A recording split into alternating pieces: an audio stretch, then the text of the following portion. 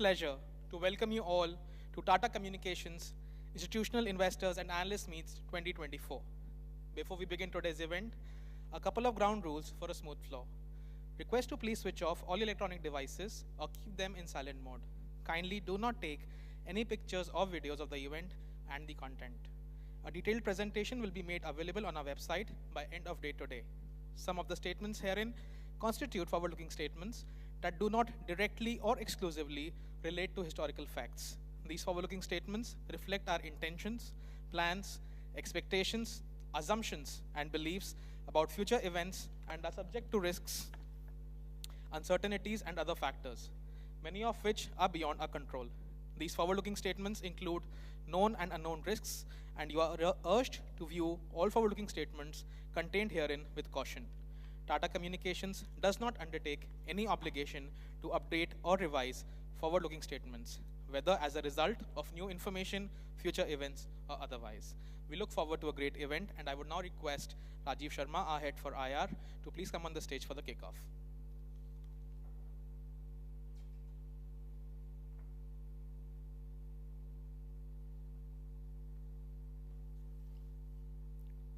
Good evening, everyone. BKC is convenient, but thanks to coming down to Santa Cruz. It is so lovely to see you all in person. We are just out of the election buzz, and we all came across this one data point. I'm not talking about the 400 number, but I'm talking about the roads, the ports, the airports, which have been put in place. You know, there's a parallel infra in the making, the digital infra, be it the digital public infra, or be the digital transformation being pursued by enterprises at multiple levels. Tatacom is well poised to benefit from this larger trend, and the sessions today evening will help you understand this much better, that what are we trying to create and how are we going to win this. Let us focus on the bigger picture and maximize our ROI on the time spent this evening. And those glasses with big picture are up for grabs. You can take it home. So let me start first with the introductory video, and then we have our first keynote speaker, our MD and CEO, Mr. Lakshmi Narayan. Thank you. Imagine a world where your digital ambitions are not just met, but exceeded, where businesses don't adapt, but lead through innovation, where telecom is not just about connectivity, it's about empowering enterprises. While traditional telcos are immersed in mobile services and system integrators in software, we saw an opportunity to innovate. As a pioneering ComTech player, we're not just participating, we're leading the charge with a customer-centric platform that's all about innovation, about transformation, about our customers. We are revolutionizing the landscape with curated digital solutions, which are scalable, secure, and differentiated. Join us as we move beyond connectivity to transformation. We are Tata Communications, a leading ComTech player.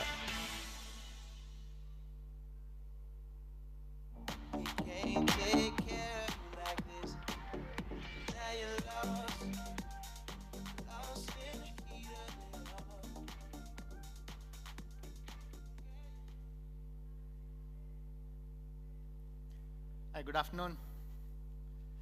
Thank you for coming. I'm just going to walk you through three main topics today. One is looking at some of the key matrices of the business. How have we done so far? We will look at, it's not moving.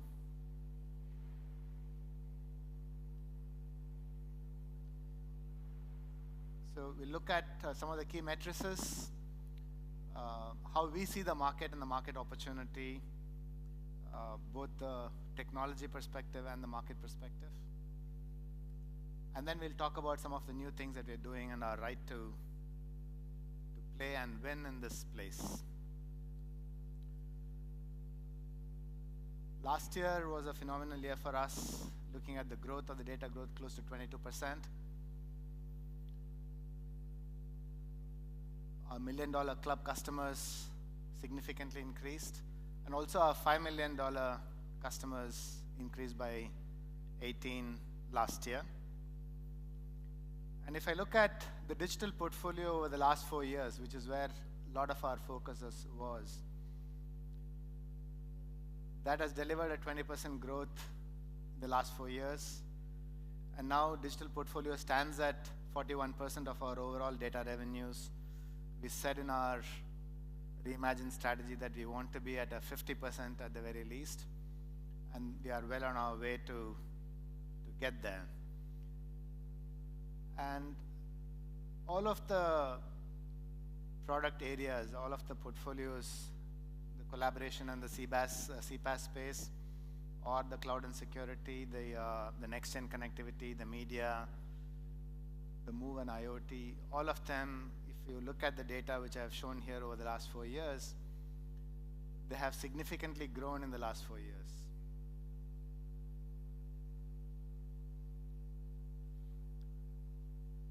Overall data growth was 20%, but if I further focus down on the enterprise segment, so as you know, we split our data revenues into the service provider segment and the enterprise segment. And if you look at the enterprise segment, last year we grew 30%. And if I give further color to this 30%, what happened in India? India, we grew 13%. India, we are the market leaders in the chosen segments that we operate in, which is the BFSI segments, the IT and the IT-enabled services segments, manufacturing. Retail is relatively new for us, but we are beginning to do well in that space, and also in some of the selected government projects which we bid and enter, particularly in the cloud and, of course, the network areas. In India, is lot of data centers coming up. We are the leading players in data center connectivity. And we are also beginning to participate across the fabric, and you will hear some stories on how we participate across the fabric with many enterprises. So that's in India. If you look at international, significant growth last year on the international side. So today, we used to say that India and international is roughly 50-50, but now international is a bit larger, particularly after the acquisition of Kalera and Switch. So it'll be more than 50% international. The international, I want to call out mainly 2 points. One is with our expanded portfolio on the fabric, the investment that we have done organically in building out our product portfolio, as well as with inorganic investment that we have done,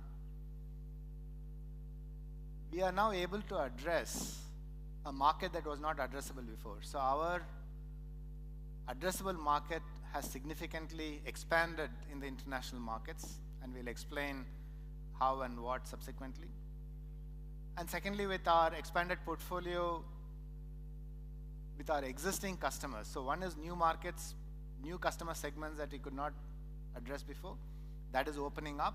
And the second is with our existing customers, with our expanded portfolio, how we can increase our wallet share within our existing customers. So that space has significantly opened up with our expanded portfolio now. And with that, the most significant market, the largest market is the US. We have said that we want to hit a $1 billion number in the US. So I mentioned about our digital portfolio. I'll talk about it. But before I go there, I wanted to give you a view. I think I spoke about this last year, but I will once again mention. We believe our customers, the enterprises, are entering a hyper-connected ecosystem world. Now, what we mean by hyper-connected ecosystem, a lot of customers were always connected before. Enterprises were connected to each other. Insurance companies had connected with repair shops. Airlines had connections with hotels if they want to book a combined offer. So all of these connectedness outside the enterprise always existed. which people used to call it an extended enterprise. But today, in the hyper-connected world, things are changing so much that the business models of organizations are changing. So if you look at auto OEMs, they are becoming more a mobility organization, and many of them have declared that their services revenue will be 30% by 2030. All of this is happening because they are entering into a hyper-connected world where everything is connected. So we think that there are 4 characteristics of a hyper-connected ecosystem. One is everything is going to happen real time. The connected cars are going to be talking real time to fleet and fleet management, or autonomous vehicles are going to be talking to each other and to the infrastructure.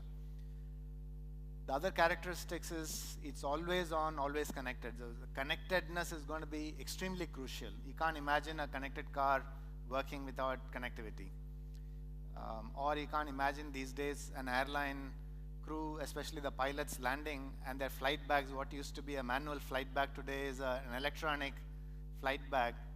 And if they can't download and upload information, the flights cannot take on time. So the always on, anywhere on, and assured and secured connectivity is going to be extremely important.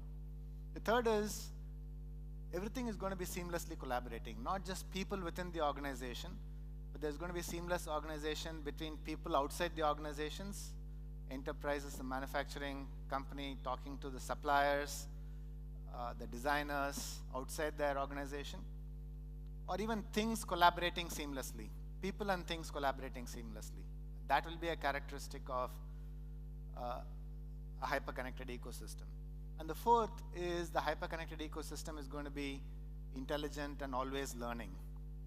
So in future, as we say, with AI, there are going to be agentic systems, agents which are going to be collaborating, not just within enterprise, but across enterprises as well.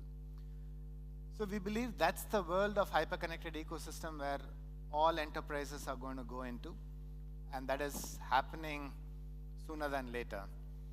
And in that world of hyper-connectedness, what is the role that we can play, and how do we set ourselves up for success, and how do we help our customer to succeed? And that is where we think our digital fabric comes to play. Our ambition is that we will want to be the digital fabric for these enterprises so that they can succeed in the hyper-connected ecosystem world. So that's our mission. And what our digital fabric is, the Tatacom digital fabric has 4 components. One is the network fabric. The second is the cloud and the security fabric. Third is the interaction fabric, and the fourth is the IoT fabric. So these are the 4 fabrics that we define, and all put together, when they orchestrate amongst themselves, will become a digital fabric for enterprise. So today we are playing with customers in either one fabric or the other fabric. Our vision would be to see how to orchestrate across all of these fabrics for a single customer. And this fabric would be secure by design. This fabric will be a lot more simpler to operate for customers. And this fabric, our customers will start consuming with APIs and will be directly hooked up with applications. That's the vision that we are working towards.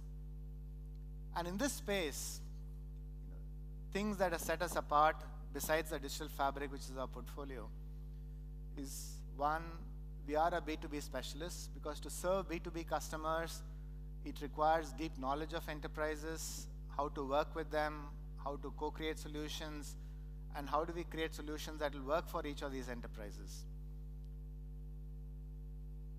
The second and the third that you see is the strength of our network, the platform on which we are building our other capabilities, the network that's very powerful around the world, where 35% of internet routes are published on this network, or the number of MNO relationships we have across the world, across diverse set of countries, will help all the fabrics, particularly the IoT fabric and the interaction fabric.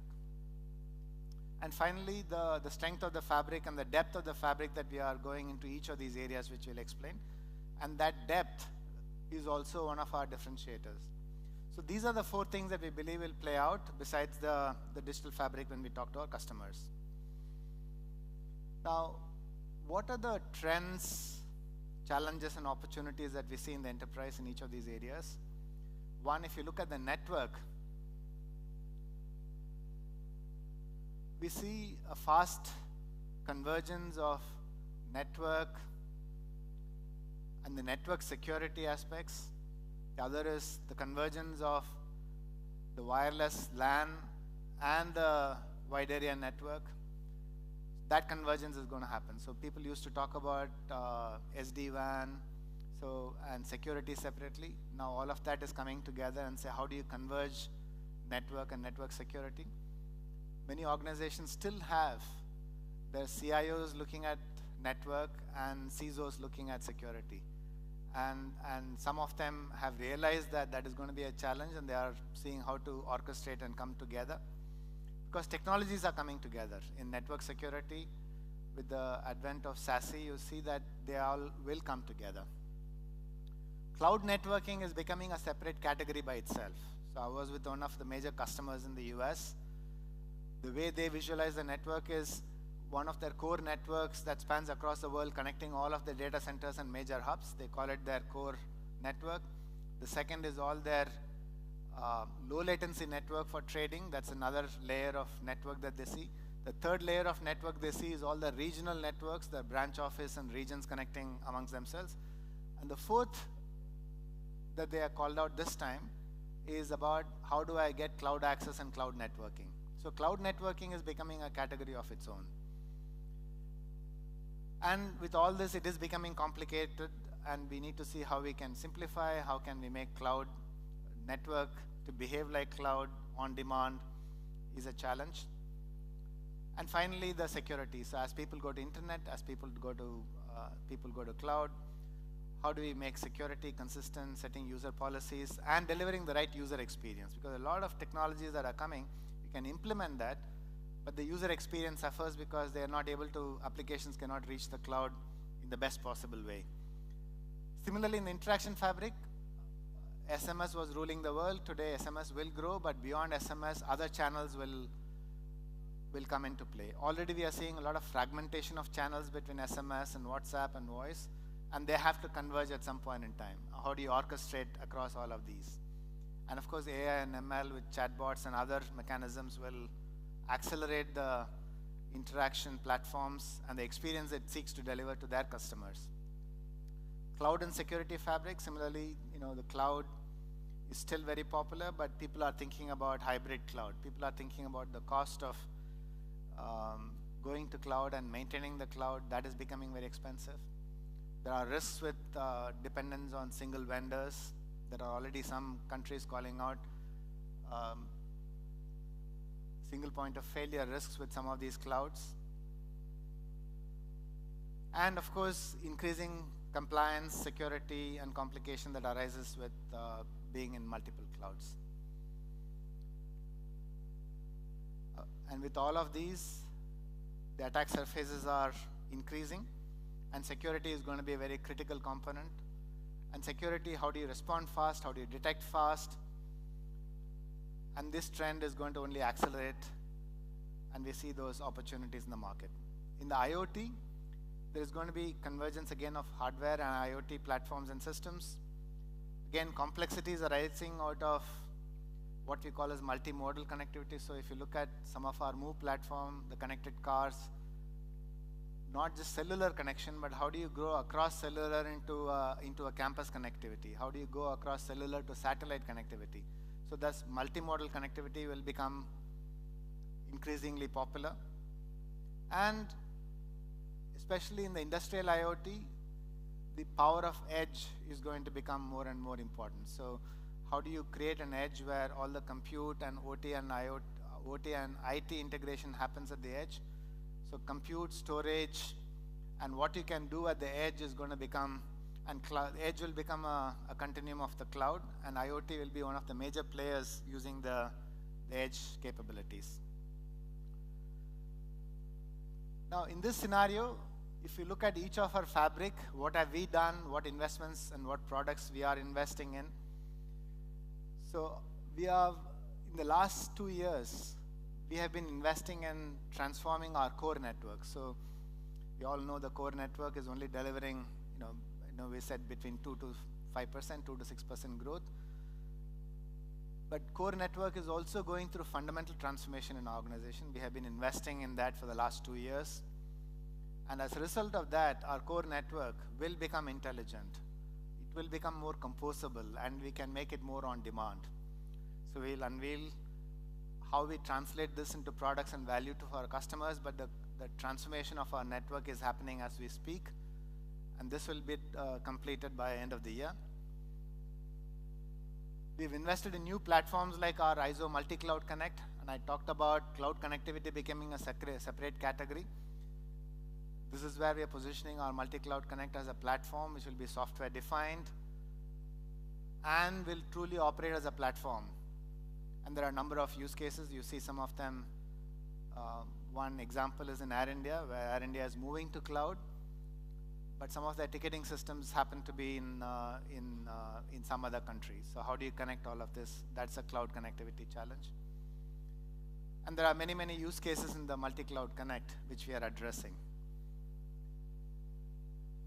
The third is our global scale, our ability to deliver all of these in a converged fashion, whether it's the SD-WAN, security, the underlay, the overlay, manage all of this holistically, and our ability to implement all of these very flawlessly. So our track record is to deliver all of these first time right. And with the tooling and instrumentations that we have created, we can proactively identify the faults and rectify them. And this is one of the very fundamental differentiators that we have when we take it to market. In terms of cloud and security fabric, if you look at the cloud, in India we operate the ISO cloud, which is purpose-built, multi-tenanted cloud. It's compliant with all the regulations, it's compliant with RBI regulations, so we launched a finance ISO cloud. The other thing is the customers don't like lock-in. So many of the public cloud, if you go in, and if you're especially delivering as a platform as a service, there is a lock-in. It's very difficult to get out. So one of the key attributes of our cloud is there is no lock-in there.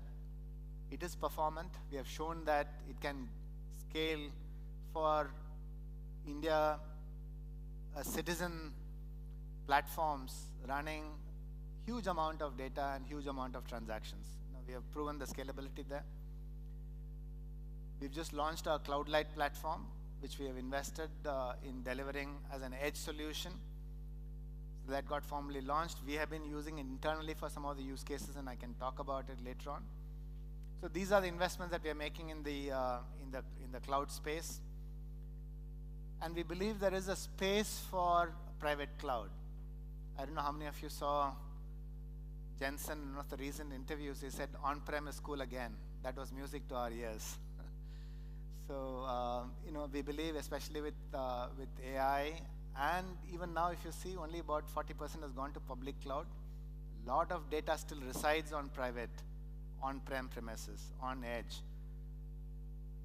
So our purpose-built cloud will address those niches. And similarly, if you look at security, we've launched our CloudSOC product. Today, we have more than 100 customers in India, and we have several internationally. We are testing it out, and we already have some in Europe. A few customers have signed up. And the key part of our CloudSOC is our ability to detect and respond much faster. Compared to what people might have as in-house tools, we are saying that there is a 90% reduction in time, which is a huge benefit. Most often, people don't even know that they are attacked. And if they can see this kind of a data point where we can show them that we can detect much faster than how they would do internally using their own tools, this becomes a very powerful value proposition for customers. The second is, today we have built in a lot of connectors and plugins to pull the data, and we are saying that we can implement a CloudSOC within the 3 weeks of customer giving an order to us. Our interaction fabric,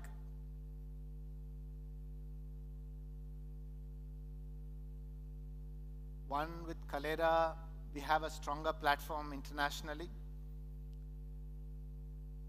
Second is we have put our CCaaS solution also as part of the CIS solution. The convergence of CCaaS, the CPaaS, UCaaS, we see as as an interaction fabric coming together. And that is where we are investing and taking that, expanding the Kalera platform from SMS to other channels. So there is a horizontal expansion of ability to address other channels. And there's a vertical expansion of building new capabilities on top of this to define AI-enabled, software-enabled orchestration across these channels and build other AI capabilities there. We're already ranked 7th in the Juniper search with over 60 billion interactions that we do today on an interaction platform. And again, some of these customers' stories I think Sumit will talk about, but one I will call out is Easy Bank, which is a major digital-only bank in Italy, which uses the Kalera platform. I met the customer last week, extremely happy. We are a critical part of that bank. That bank is very unique in terms of their cost-income ratio below 30%. They have a good and growing customer base, and we are a major partner with our interaction fabric with that bank.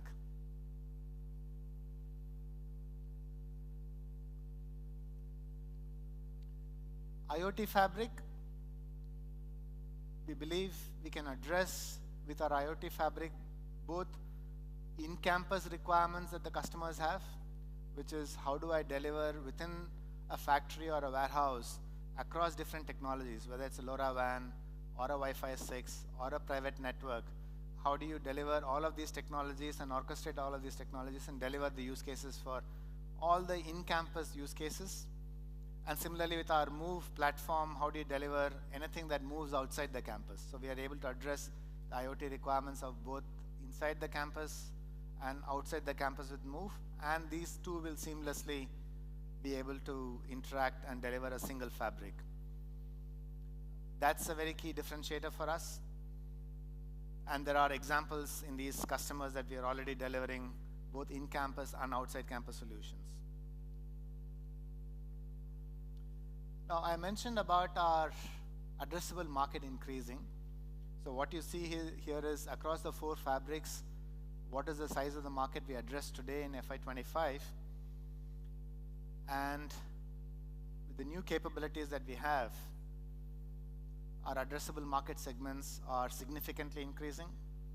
I don't want to call out each one of them, but just to give you an example, in the past, we would not have gone and addressed a very large B2C retail customer who is a national champion in the UK or in the US or any of the markets.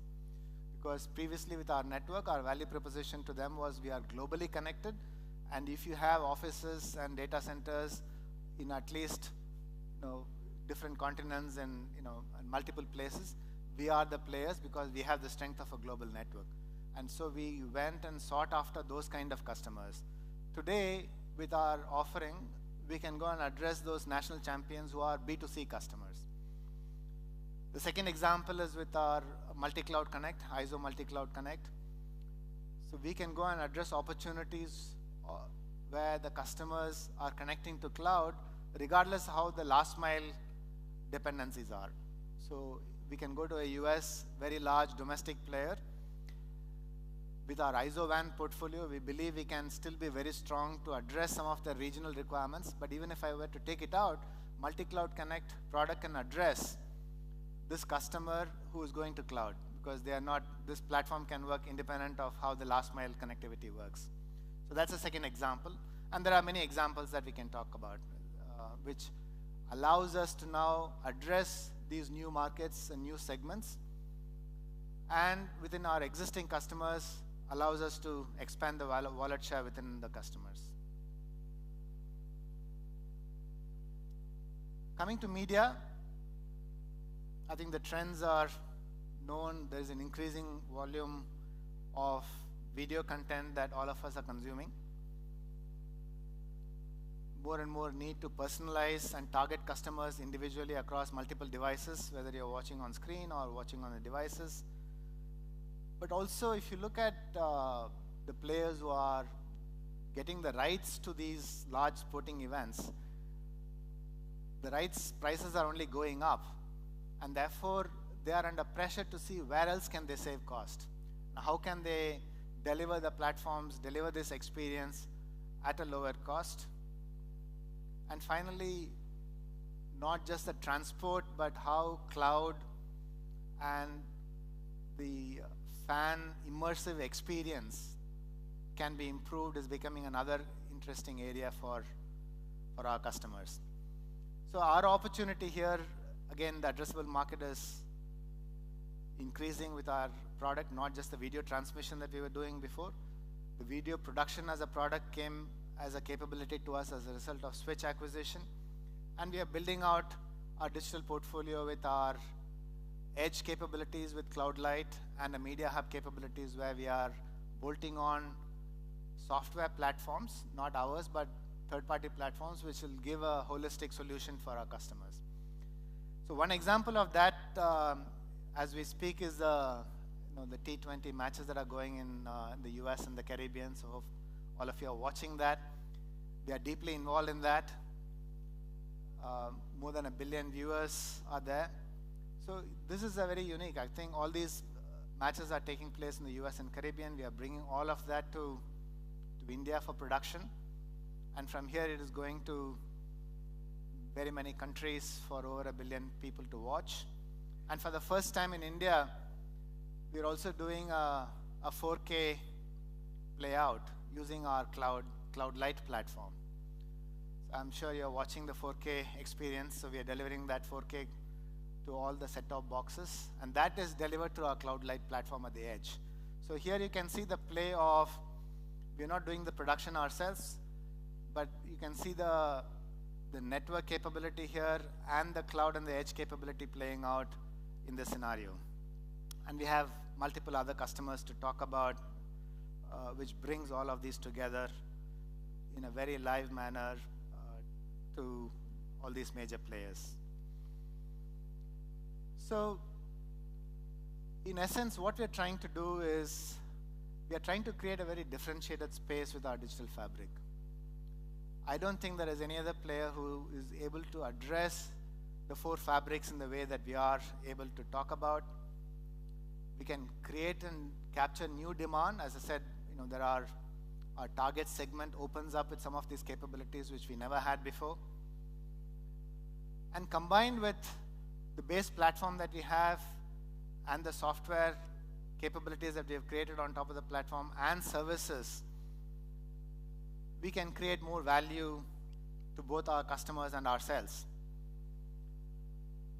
Even as we expanded our digital portfolio, our NPS has only increased. One of the concerns that we had is some of these are new areas that we are getting into. How will customers behave? What will be the quality of our delivery? But actually, our NPS has increased. 4 years ago, our NPS stood at 70, today at 79. We would be happy anywhere between 75 to 80 because it's already an industry-leading NPS score. I'll briefly touch upon 2 things that we had as part of our Reimagine strategy. We said AI at the core and sustainability at the core, and I'll give you an update on where we stand on both of these elements. From an AI point of view, we have been making investments in the last 4 years, building up the capabilities. So we've set up an AI COE. We have trained over 1,000 people inside the company on AI. And we have funded over 40 projects, both across, we look at AI. One is for internal efficiency projects, and the other is how we are embedding AI into our products. So if you look at the internal efficiencies, the impact we are creating to ourselves is still, while we are starting out with this, it's significant in terms of ability to deliver faster to our customers, ability to reduce and respond faster to any issues that arises. And the bank benefits is already $4 million out of these investments. In terms of our product, we are embedding AI into every fabric. Network fabric, for example, I won't read out everything, but how do you do fault prediction, doing bandwidth on demand for our customers?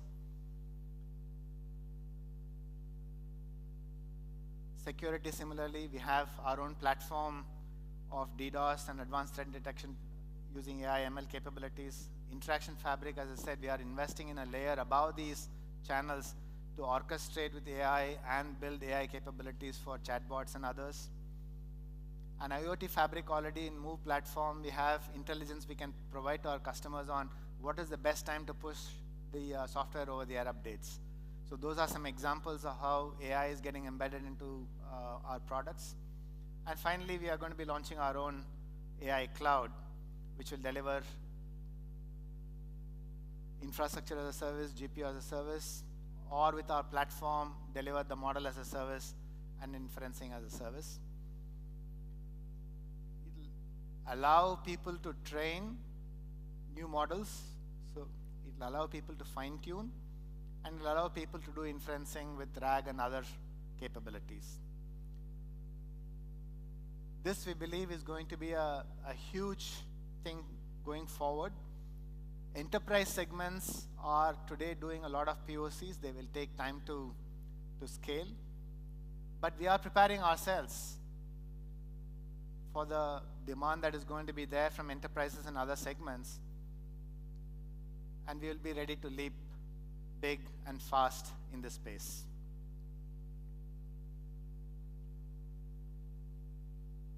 So I talked about this, our products and platforms, embedding AI and delivering the AI cloud as a service. And together, our digital fabric, we will realize the vision of making the digital fabric easy to consume through APIs, digital fabric secure by design, and a digital fabric that will be intelligent. And with all this, we think we can increase our relevance to our customers. And finally, on the sustainability part, we had multiple things going on with CSR and sustainability. We have put them all together. So our sustainability goals today, we define in these three segments: people, planet, and community. On the people front, the matrices and the results show for themselves. We are the employer of choice in many countries, and in India, particularly with diversity, we've been selected as one of the best places for women to work. Our gender diversity, we improved by 80 basis points last year, and especially on the women and middle management, we increased by 1.8%. From a planet perspective, there are a number of initiatives going on, particularly on our renewable energy. How do we increase? So last year, we increased from 18% to 27% in terms of renewable energy that we consume. We're also validating some of our targets. So we declared our net zero target by 2030. And we are going towards a validated science-based target for carbon programs. And we are part of the Carbon Disclosure Projects, and we are assessed to be in the leadership band. And finally, on the community side, in keeping with the Tata ethos, we are investing in communities across multiple areas. The most thing we are very proud about is our own employees volunteering. Per capita volunteering hours at 6.5 is one of the highest. And we've also been assessed by the group for Tata Affirmative Action Program, and we have come out with good scores. Obviously, we can do more. And on the community side, as that example says, we are trying to bring the community's initiative and the climate initiative together. So by giving smart cook stoves, enabling through technologies of women in rural areas to see how we call it Smart Sakhi. And these people are able to earn a much more livelihood, and we are measuring the impact of everything that we do for these communities. So these are some of the things that I wanted to update you on the AI and the work that we are doing on the sustainability. FY23 to FY24, as I said, we have delivered good growth. We are not stopping here. Our vision continues to be, and our target continues to be, doubling our revenue growth from 14,000 crores to 28,000 crores by FY27. And all these investments are going towards that. With expanded market, our addressable market, we are quite confident that we'll be able to hit those numbers. Thank you. I'm EDX. Big congratulations to Selected for reaching 350,000 subs on YouTube. This mix features fresh and unheard tracks for the most of you, which you can check out. What is the story? To go next. Thanks, Lakshmi. Thank you.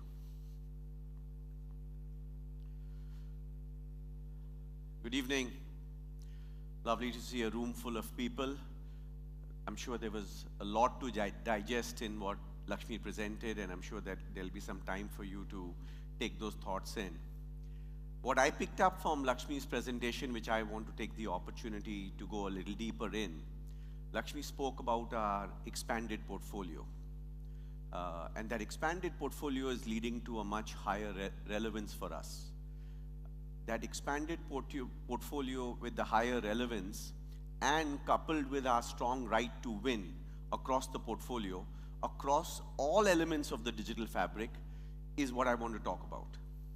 So I want to share how our market engagement is working across this expanded capability that we've developed, how the growing relevance that we've created at the back of that invested and expanded portfolio is enhancing our participation and improving our success in the markets in which we operate. This is a quick view of what is on top of most of our customers' minds, and this is a survey which was done by PwC. They surveyed over 400 CEOs across 100 countries. And the question that they asked these CEOs is that, how do you see your own future? 45% of those CEOs said that in the current model in which they operate, their economic viability in the next 10 years is under question. So if you think of it, that's a very powerful comment. 45% of over 400 CEOs across 100 countries. Now that becomes important because there is openness for those CEOs, and they understand that there is a need to drive transformation. The second data point really is that and this was another survey done by Gartner, asking another set of questions, again to CEOs, is in the post-crisis environment, and here crisis is a broad terminology for post-COVID, post the Ukraine war, supply chain constraints, etc., etc. So post the crisis, if you will, how are you looking at your top priorities? And here too, the number one priority that came through for the CEOs was investing in technology and driving digitization. So technology here is really going to be the driver of all transformation, and technology is going to be where the top priority and the investment dollars for these companies, and these as a representative set of the universe that we address, is going to put their money and their wallet behind. Then the other challenge and the other interesting data point that we picked up through these surveys was 88% of CEOs felt that their current tech investments are not delivering the outcomes that they want. So here too, this is an opportunity to think about where they want to look at their ROI. They aren't happy with status quo, and therefore they are open to transformation. So when you club all these data points together, the opportunity of creating transformation, driving change, and therefore improving ROIs for these enterprises in general is what gives us the optimism for our own future. I want to share a little bit on what we are doing with our customers. And this is incidentally a trend that we see with most of our customers. So I want to share a little bit of stories and examples on what's happening with our customers, which reflect some of these thoughts as well.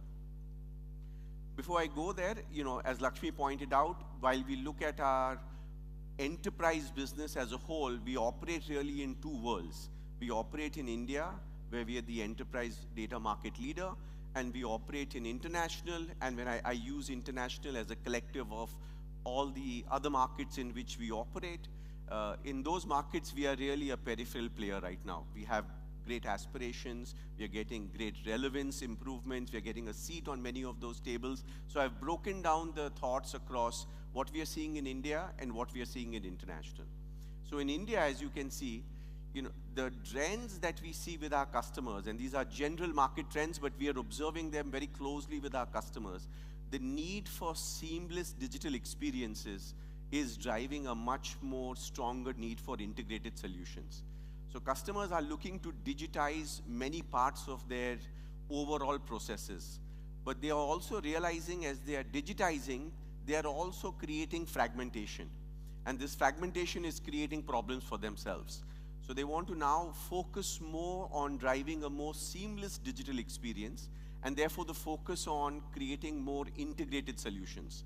And we have, over the last 1 year, worked with many customers where we've been able to bring a lot of our integrated solutions, that is the components of the digital fabric that you saw earlier, coming together to deliver a much more seamless experience. And I'll talk through some of those examples as we move forward. The second really is in large enterprises, and this is where we believe our secret sauce really lies. Large enterprises will not buy vanilla solutions. So they are really looking for specific co-created solutions which in some sense are bespoke for their requirements. So this is where we see an increasing relevance improvement for us, but we see this as an area that is where customers are starting to recognize us a lot more, where our focus on creating bespoke solutions for our customers, co-created along with them to drive what their business problems are solving, is where we are seeing our success as well. The other area where we are seeing an interesting and strong development, and Rajiv spoke about the infrastructure as you drove in the country, only improved the roads, the highways. So the government in general is spending a lot more. Irrespective of the more recent elections, I think the continuity of government spends will remain. And I think the journey that we are seeing, especially on spends on government across cloud, security, and improving and digitizing citizen services is only getting stronger. Lakshmi spoke about 1 or 2 projects that we are involved with, where we are driving and creating the infrastructure on which different government departments are delivering these citizen services. We see this capacity from the government to spend more dollars, and our participation in those opportunities only increase. So this trend is something that we realize. We are partnering with multiple players to capture that opportunity in the years ahead.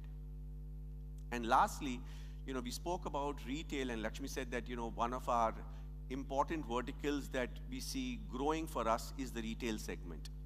And retail in India, and modern retail more specifically, is at an interesting journey, right? And they are actively and strongly driving store expansion, and they want speed of that expansion to really come alive.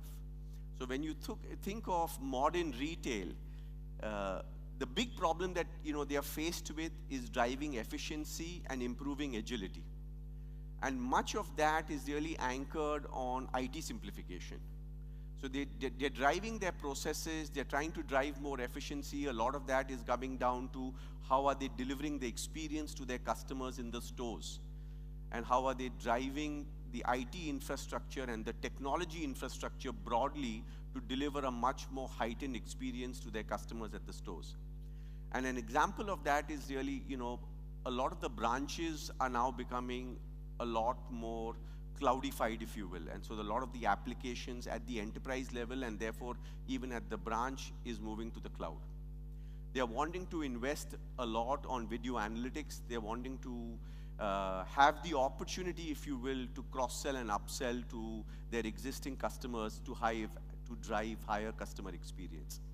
So these are the major trends that we are seeing. Now, all of these trends are trends that we've participated in, and therefore they are coming from learnings from our own experiences with our customers. And that's really leading up to a lineup of successes that we've had, in the last 12, 18 months. And these are some of the logos that represent some of those successes. Much of these successes are also translating to, have led us to important data points, right? And these data points are the journey that we are traveling on. So if I look at our digital platforms and services, or DPS as we call it, in the context of India, that share has actually grown by 50% in the last 2 years. So all our investments directed to our digital platforms and services are seeing a much higher engagement and therefore offtake with the enterprises in India, and that's reflected in the DPS share and the growth of that DPS share. The second is, our focus on our $1 million customers and driving larger deals. We've spoken in the past to you about our focus on $1 million customers and how we are improving our intensity and engagement of our customers to improve the overall wallet of our engagement with our customers. And that is reflected in the number of large deals that we track very intimately. And there's been a 2x increase in our large deals over the last 2 years. Combined with that is the average ticket size. So the average deal size is also up 22% in the last 2 years. So the focus on driving larger, transformative conversations with our customers, which is improving our wallet and giving us a larger ticket size with our customers, is getting reflected in some of these messages and the data points that we are presenting. And within that, for India, the biggest drivers of our portfolio within the digital fabric, if you will be the network fabric, the cloud and security fabric, and the CIS fabric. These are 3 fabrics that we see becoming major drivers across all our customers in India. If I think about our international markets, and I'm looking at our international markets, like I said earlier, as a collective, but these are trends that we see across most of our customers, across markets in which we operate. The first one is really around cost transformation. And I spoke about this last year as well, and this cost transformation focus continues. And it continues to be a dominant factor. And the reason it is a dominant factor, because a lot of innovation that enterprises want to get funded from cost transformation. And therefore, the ability to take cost out and fund new innovation projects is the focus that these enterprises are focused on. So cost transformation coupled with vendor simplification is the combination of 2 things that we are seeing, and that's where a large part of our success is going to come from really a displacement opportunity, where we are displacing either the incumbent or the current operator which is giving us that window and that wedge to those conversations. And those are the areas where we are, participating wholeheartedly. The second area is CIOs, and we spoke about earlier, and in the data point I presented, 88% of CEOs, remember I spoke about earlier, are struggling with ROI. So they're making the investments, but they're not getting the ROI. So CIOs, therefore, to drive the CEO's agendas, are now focused very, very rigorously on demonstrating ROI. So it's not about just getting the coolest technology deployed, but it's actually also demonstrating the ROI across the technologies that you're deploying.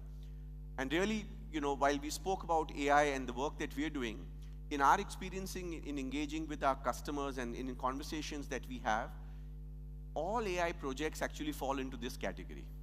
It's so nascent, and enterprises are taking baby steps in terms of what they want to do and how they want to operate in an AI world, if you will, right? But they are also concerned with not just deploying AI, they are also concerned with the ROI on AI.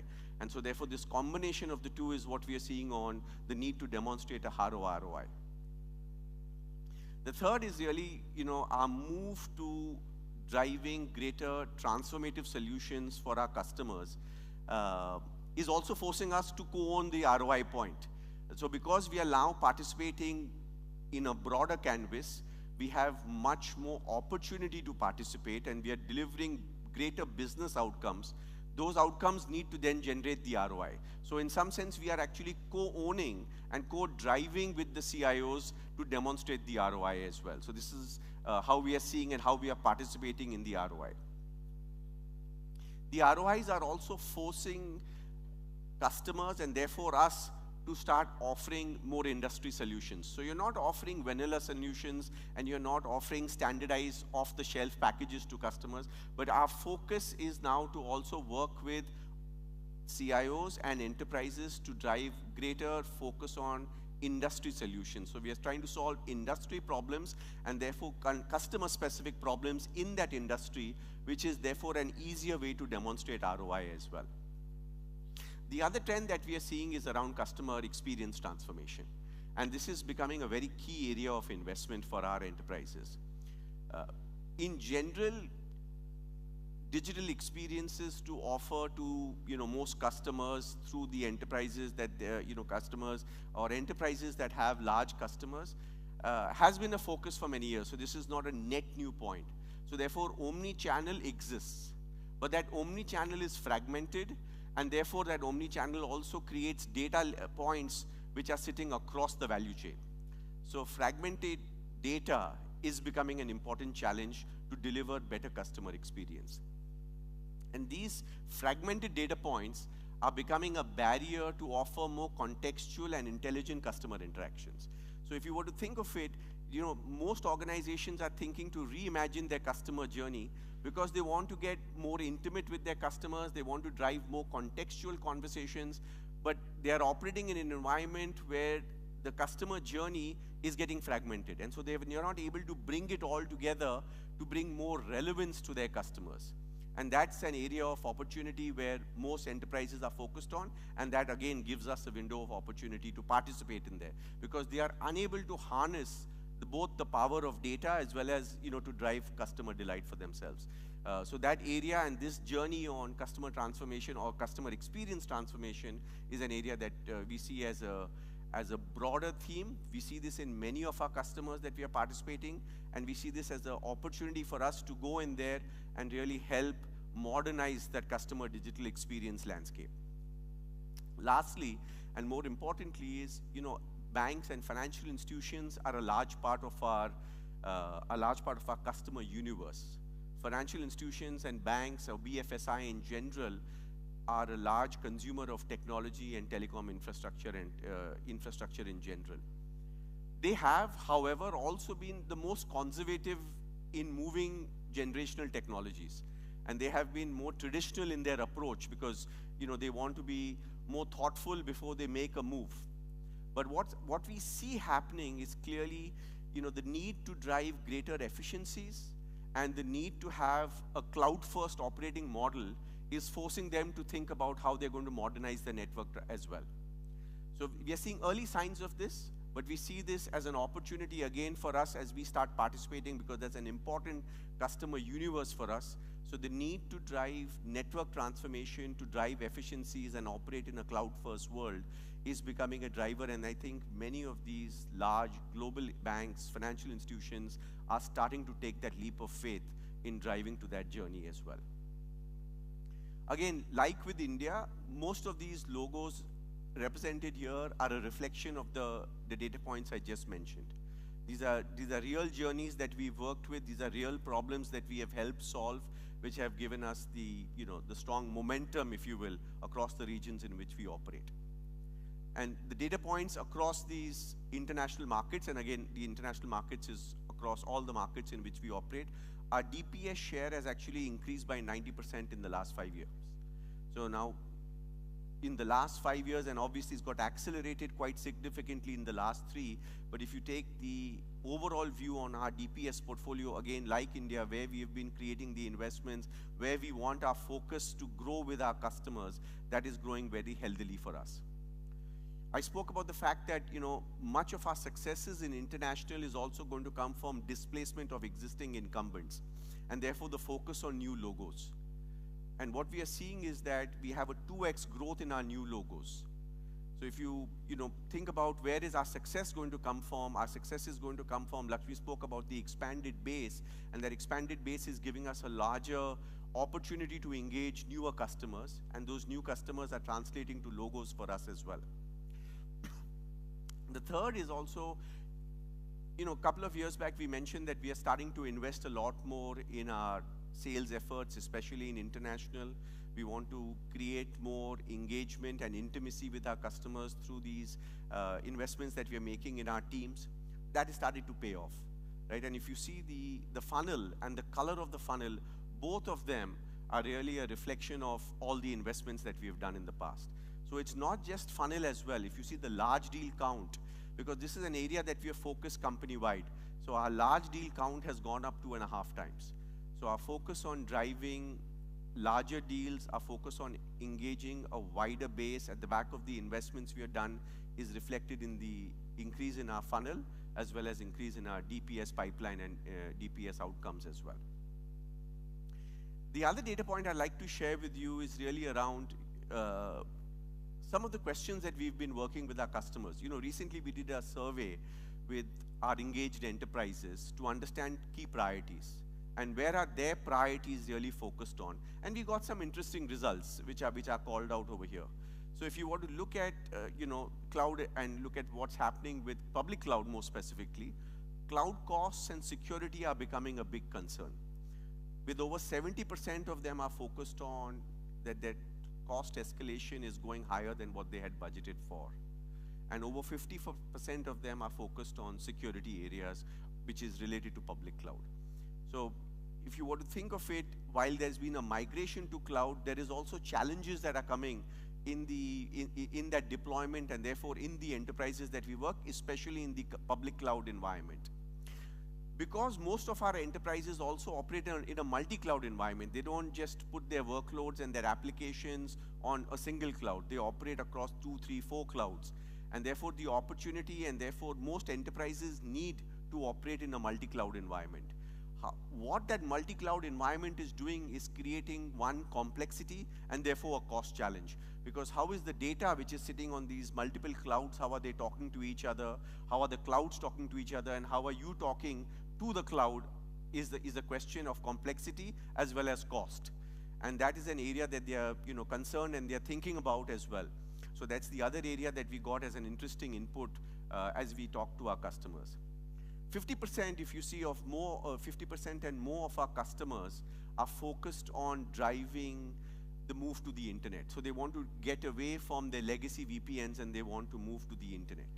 And as you move to the internet and you move away from your legacy infrastructure, there is an opportunity to deploy much more modern generation.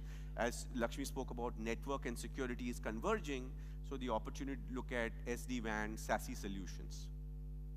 And that is getting represented in this survey as well, and that is also getting represented in our conversations that we are having with our customers. And on our customer interaction fabric and on our customer interaction portfolio, if you were to look at the challenges that the customers are facing, nearly 80% of them want to remodel their experiences. And this ties into what I said earlier as well.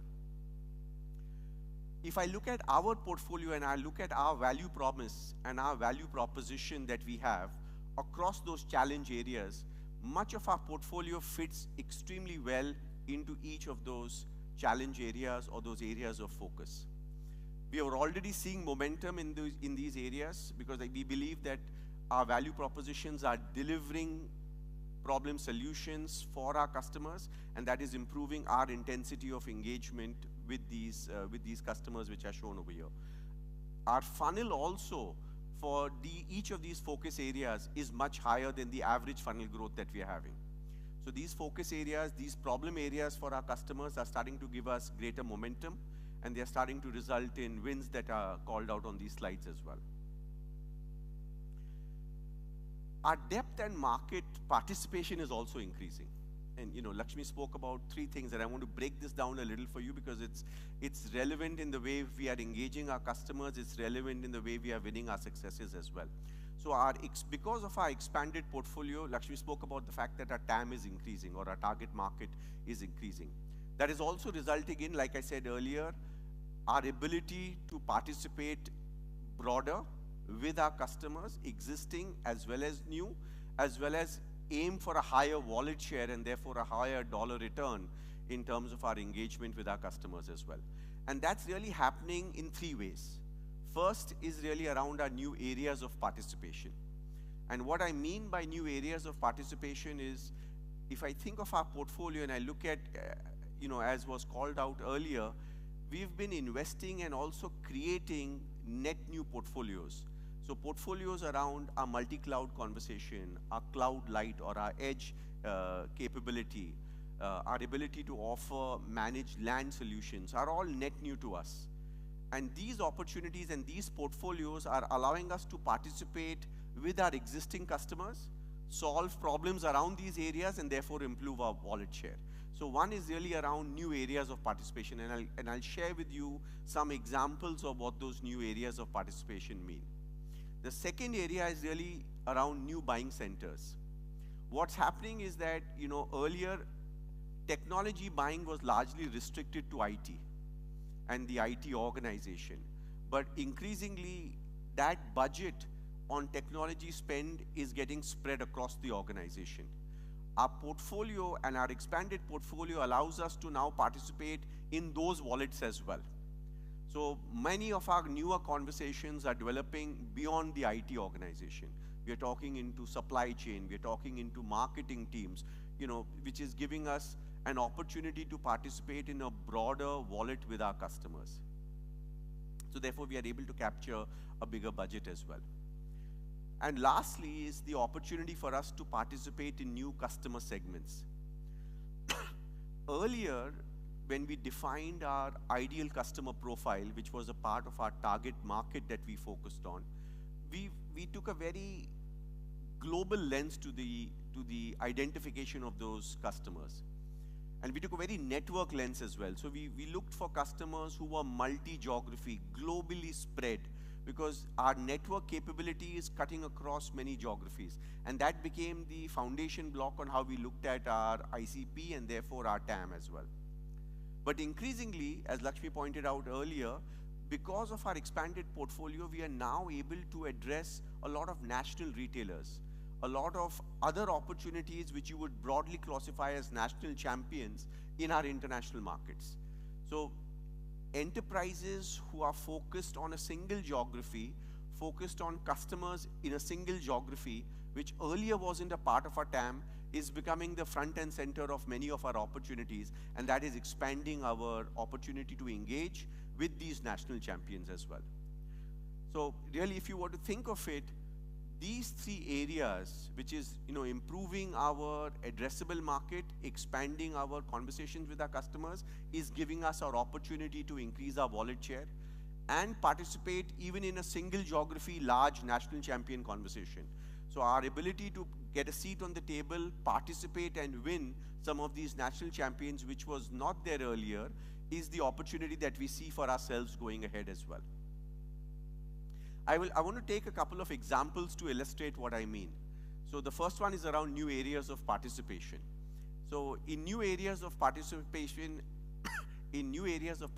like I said, is really where we are able to bring the power of our newer portfolios, engage with those customers, solve those business problems. So the example that I like to give is around Air India, right? And this is really the opportunity to migrate and help the enterprise migrate from a legacy tech debt heavy environment to a much more modern tech dividend environment, if you will. As we all know, really Air India is now a part of the Tata group.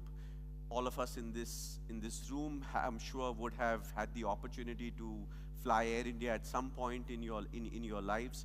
And so therefore, we understand and we relate to the logo, and we understand the national pride associated, if you will, with the logo as well. But as the team who's now running Air India started to look at how they want to drive their business forward, customer experience became the pivotal point. And we realized that because they were invested with a lot of legacy debt, tech debt that is, they had a lot of legacy infrastructure. Delivering superior customer experience was a problem that they started to confront right out of the gate. And that is where they started to build a much more transformational agenda for themselves.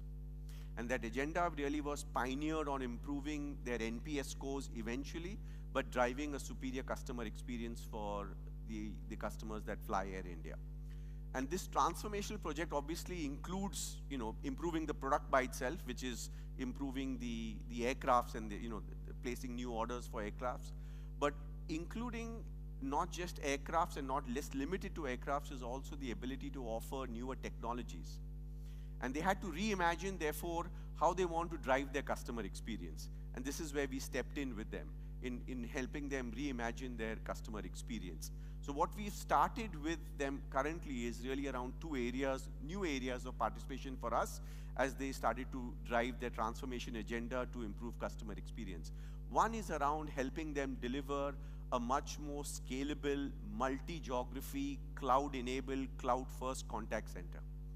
So that is the first touch point for the customer to drive a stronger experience. And that became our first port of call, and that's the first portfolio that we started to engage with them. The cloud-enabled contact center also then talks to the CRM in which they are operating in, also delivers for them a much superior uptime, and also does two more things for them. It also allows them to look at their existing contact center infrastructure. Thank you. Allows them to also look at their existing contact center infrastructure, but also allows them to scale that infrastructure on the fly operate through multiple partners who are spread across global geographies as well. Earlier, their contact center was India-based. Now their contact center is based across 3 geographies globally. Earlier, they were working with 1 partner. Now they're working with 3 partners.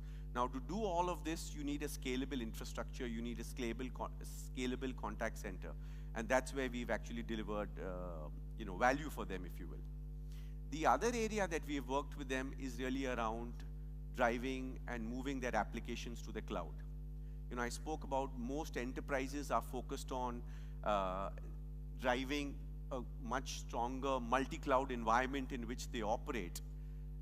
And for Air India, as they drive their transformational agenda, moving to the cloud becomes table stakes. So they are now moving to multiple public clouds. One of the challenges that they had in driving that is that they quickly realized that the data sitting in one cloud, which was, as Lakshmi pointed out, the ticketing data or the ticketing application, and then the CRM application and the other applications are sitting on other clouds, and the 2 data or the 2 applications need to talk to each other. And that's where we stepped in, and we were able to deliver to them through our multi-cloud connection or through our cloud networking, a much more superior, cost-effective, reduced complexity architecture, which is really playing to their overall cloud-first architecture that they want.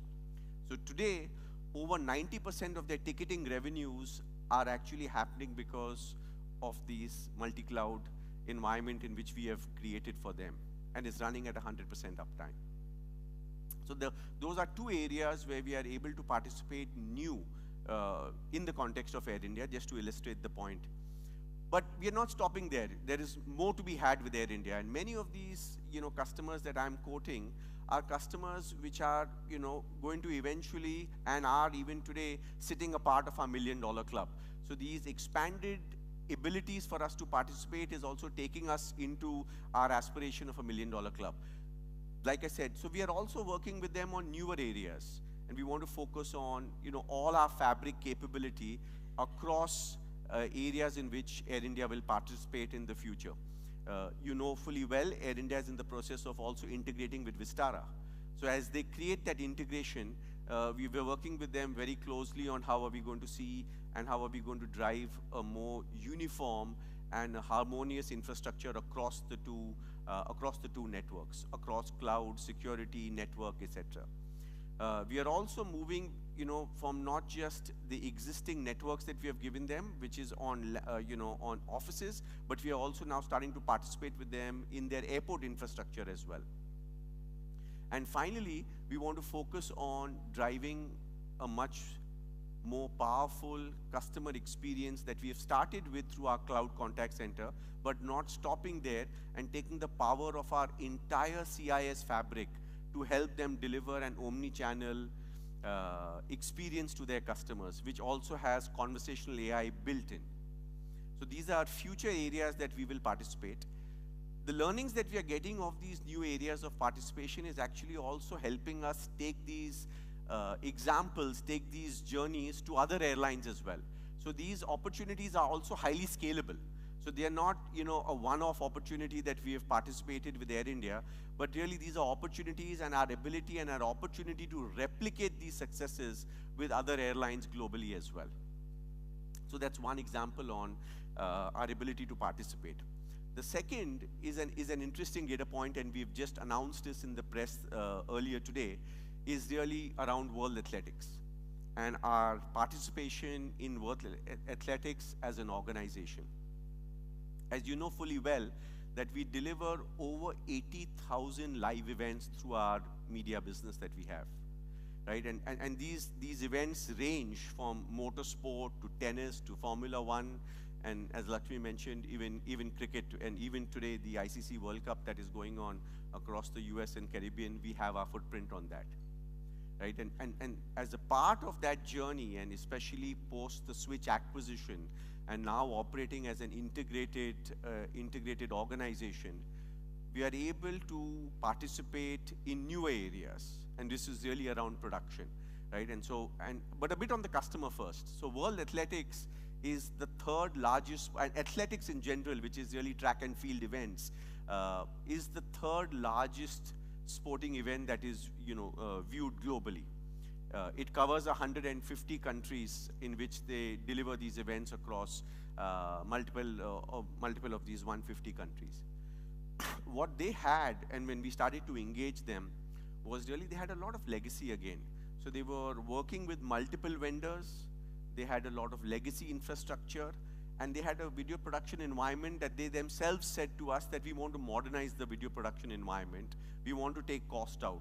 So much of the themes that we were seeing and which I called out earlier is what played out with these customers. So they wanted to simplify the number of vendors they had. They wanted to modernize their video production environment to drive and eventually take cost out. And this is where we stepped in. And therefore, what we've delivered for them is a best-in-breed, video production environment to offer host broadcast services. We are also partnering with them, and we are speaking to them on how we can look to take these production environments, which we are doing with them, to also to the cloud. And we are trying to see how we can enable them in their future journeys. So what we've signed with them is a 5-year contract. So, when we think of our engagements, we think of our engagements longer term. So our ability to transform and bring much more transformational change to these customers happen over a period of, a longer period. They also give us stickier revenues associated with that. Like with Air India, we are not stopping at what we have with them today. We are also delivering and talking to them on newer areas of participation. We spoke about, Lakshmi spoke about our media edge solution. So we want to create a much more hyper-local edge for them, where they can, get their content produced, get their workflows put onto that media edge as they drive their production and eventually move to their cloud as well. So that's an opportunity that we see into the future. Driving a superior fan experience using our CIS fabric is an area that we've already started to engage them, because they do want to eventually see, because it's the 3rd largest sport which is viewed globally. So they want to keep that engagement with fans alive. And how do they, get their intimacy and therefore experience with the fans improved? And that's where our CIS fabric will play an important role. And finally, as our AI cloud, starts taking shape and it starts delivering, we're looking to deploy the AI cloud for other video production enhancement areas. So whether it is creating an automated package of highlights, whether it is looking at editing or multi-language support, if you will, all of these will be opportunities that we will be able to use from the AI cloud and the applications that will develop on top of that as well. In general, end-to-end production, as Lakshmi pointed out in his slides, is a huge market. So, there is over $8 billion of market in our end-to-end production environment. And we see this just as a starting point at the combination of what between we've acquired the capabilities on Switch and the abilities of what we are tasting with our initial successes, not just to increase in new areas of participation, but also give us promise for the future in what we can do around the production environments for many of these sporting entities. The other example is really around new buying centers. And really, when you think of new buying centers, like I said, our history has shown us that we've been engaged largely with the IT organizations of the companies that we work with. But our portfolio now is allowing us to talk to a lot more and a broader universe of customers and buying centers within those organizations. So really, this is the story of Maruti, and where we've had the opportunity to engage them. It was interesting because as we started to engage Maruti, and we realized this is true for many of the large automotive companies, they didn't have and they don't have a centralized platform, if you will, to offer customers experience. And because of a lack of a centralized platform, they had lack of visibility, they had lack of control in how the dealer interactions were happening with their customers. So the challenge that they faced was these lack of visibility and lack of control in their dealer environments was resulting, one, in poorer NPS scores for them or inconsistent customer experience. It was also resulting in lower service revenue for them, because that engagement was getting broken, and that experience was getting impacted to result in lower service revenues for them. And that's where we stepped in, and that's where we've been engaging them. We delivered for them, but we had multiple co-creation workshops with them. And what we've offered them now and what they are deployed and they're using today is a co-created omni-channel engagement solution built on our CIS platform. It has an intelligent orchestration, and it has a ability to scale to all the 4,500 dealers that Maruti has today. What this will give them is complete visibility, because it's centrally, orchestrated. It gives them complete visibility and control. So they can drive a lot more service value, and we are seeing the impacts that we are already starting to hear from them. The impact either in terms of increase in their service value, their reduction in their costs. So these are areas that the customer tells us is areas that we have delivered through this customer experience platform that we've delivered for them.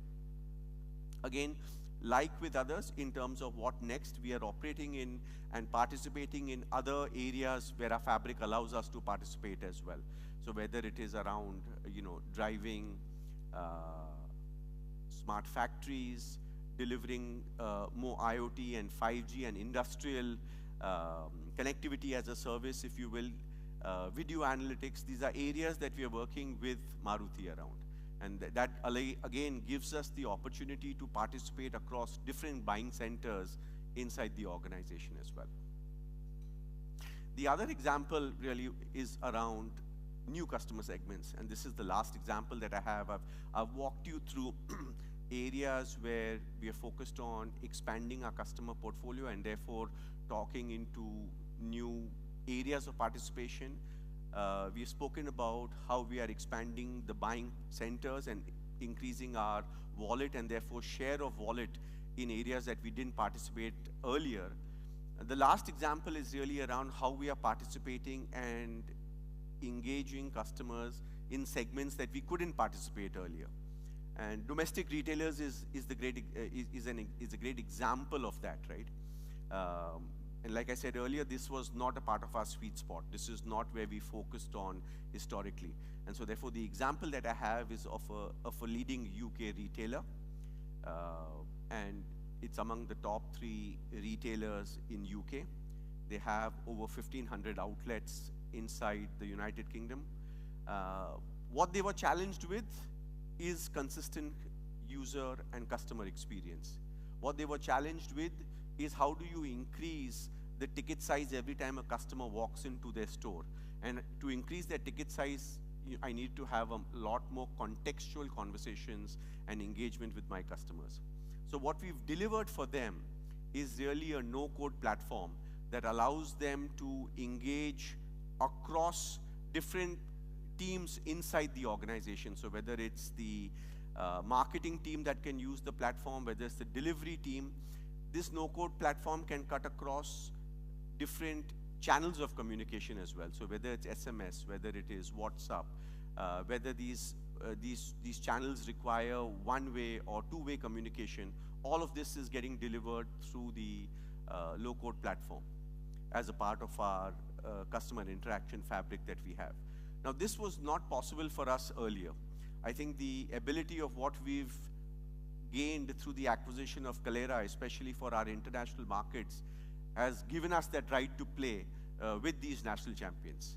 And we are able to then, participate not just with these national champions, but we are also able to bring the power of the rest of our portfolio and the rest of our digital fabric to these customers as well. So what we've delivered for them also is what we've called out. There are 220 million transactions that we do with them annually. There are other newer areas on which we are also participating with them. And so like I said earlier, while CIS and the driving the platform, omni-channel platform and the low-code platform for them was the first step and the wedge that we had with that customer, there are other areas that we are also keen to participate, and we are building the engagement with our customers.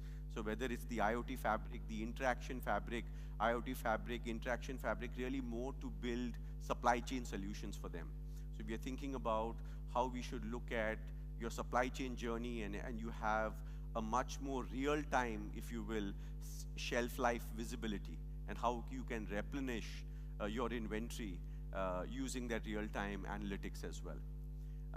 They're confronted with a lot of challenge around loss of theft due to theft. We are building with them solutions on how we can use video analytics to reduce the incident of theft and prevent theft in general. And this conversation, like with all of what I've said so far, is not unique to one customer. This is really the ability for us to take this narrative, learn from the experience to many other national champions, and build that capability across the other markets in which we operate, which have similar customer segments and have got similar requirements as well. We are also, we said earlier, we are upping our investment in marketing, and we wanted to up our investment in marketing is really because what you saw so far is examples of where we have created transformational impact. Marketing, and therefore, our visibility to get noticed is improving because of those transformational stories. We published our successes, what we did with JLR, what we have done with Singapore Airlines, and that has caught a lot of attention, not just in media, but that has also caught the attention for our customers. And our customers want to understand a lot more of what we are doing over there. And we are starting to get acknowledged, a lot more, not only by the press, but also because of the work that we are doing with our customers. And all of this is happening at the backdrop where many international incumbents are actually trying to defocus away from other markets and just focus on the defocus from the non-HQ markets and really focus on their HQ markets and looking at outsourcing and looking at other cost takeout initiatives. We are expanding and we are getting the credibility is really the success that we've been able to demonstrate.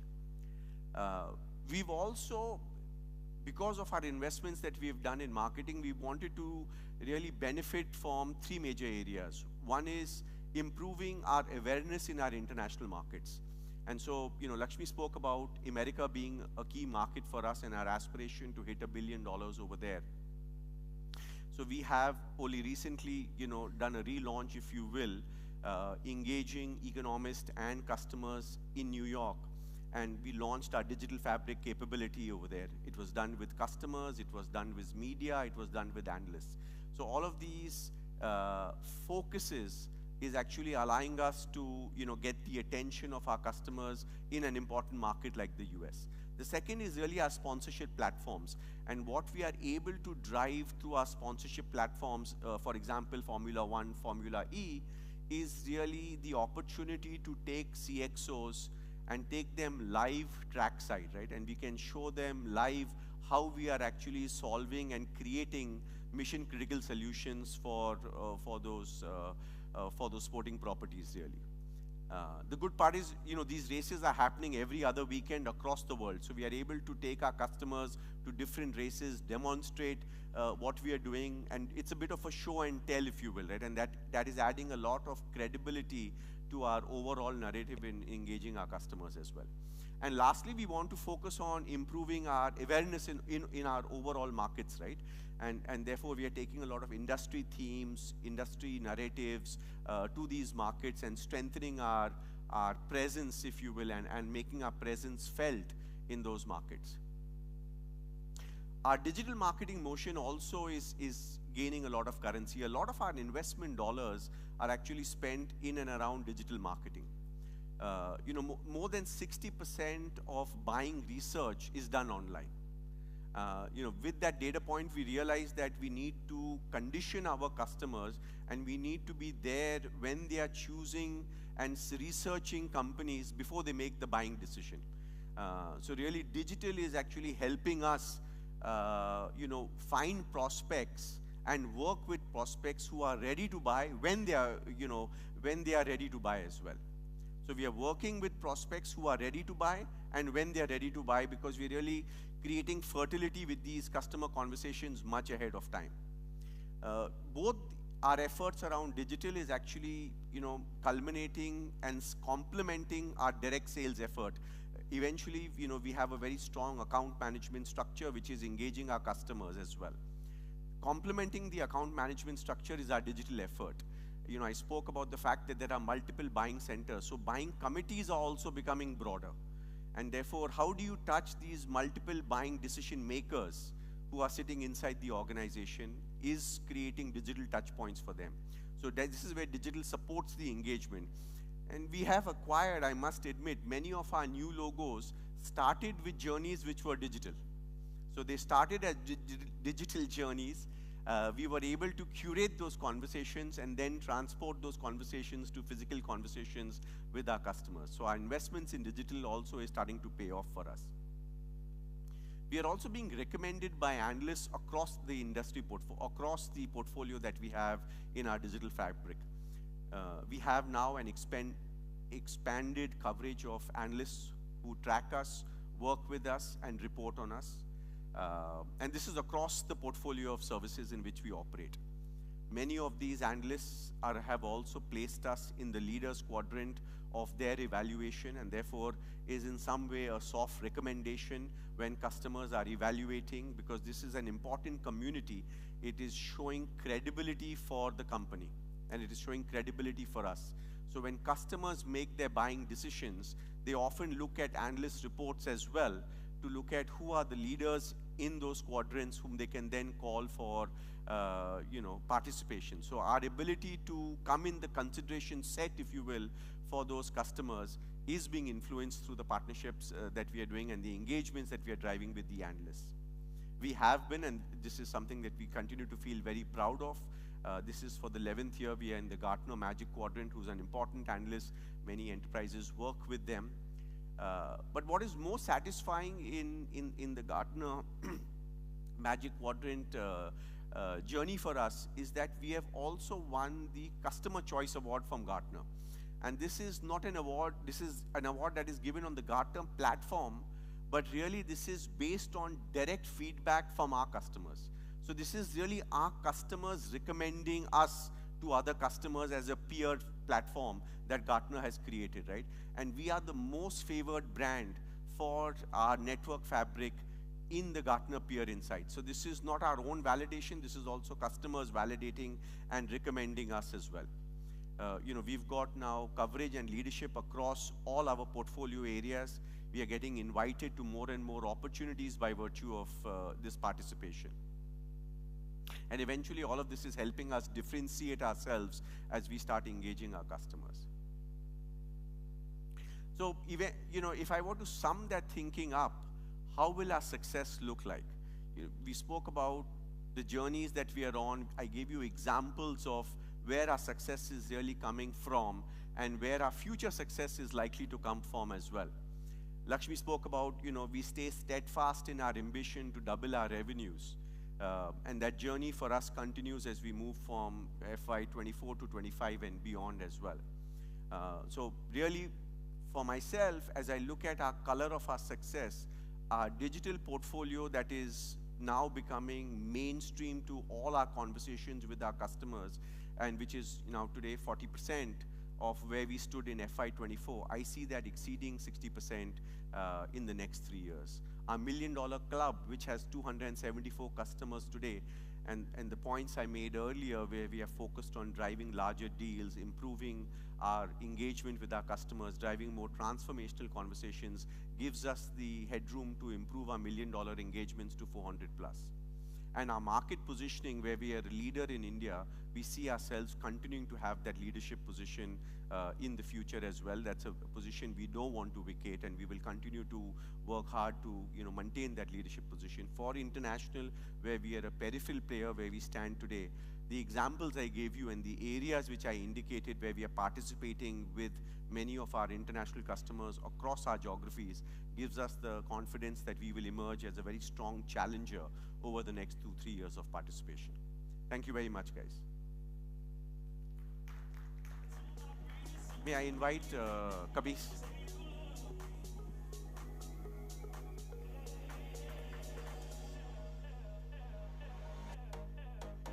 Thank you, Sumit. Thank you, Lakshmi, for setting that context and giving an overview of what we achieved in the past and what's the future looking for us.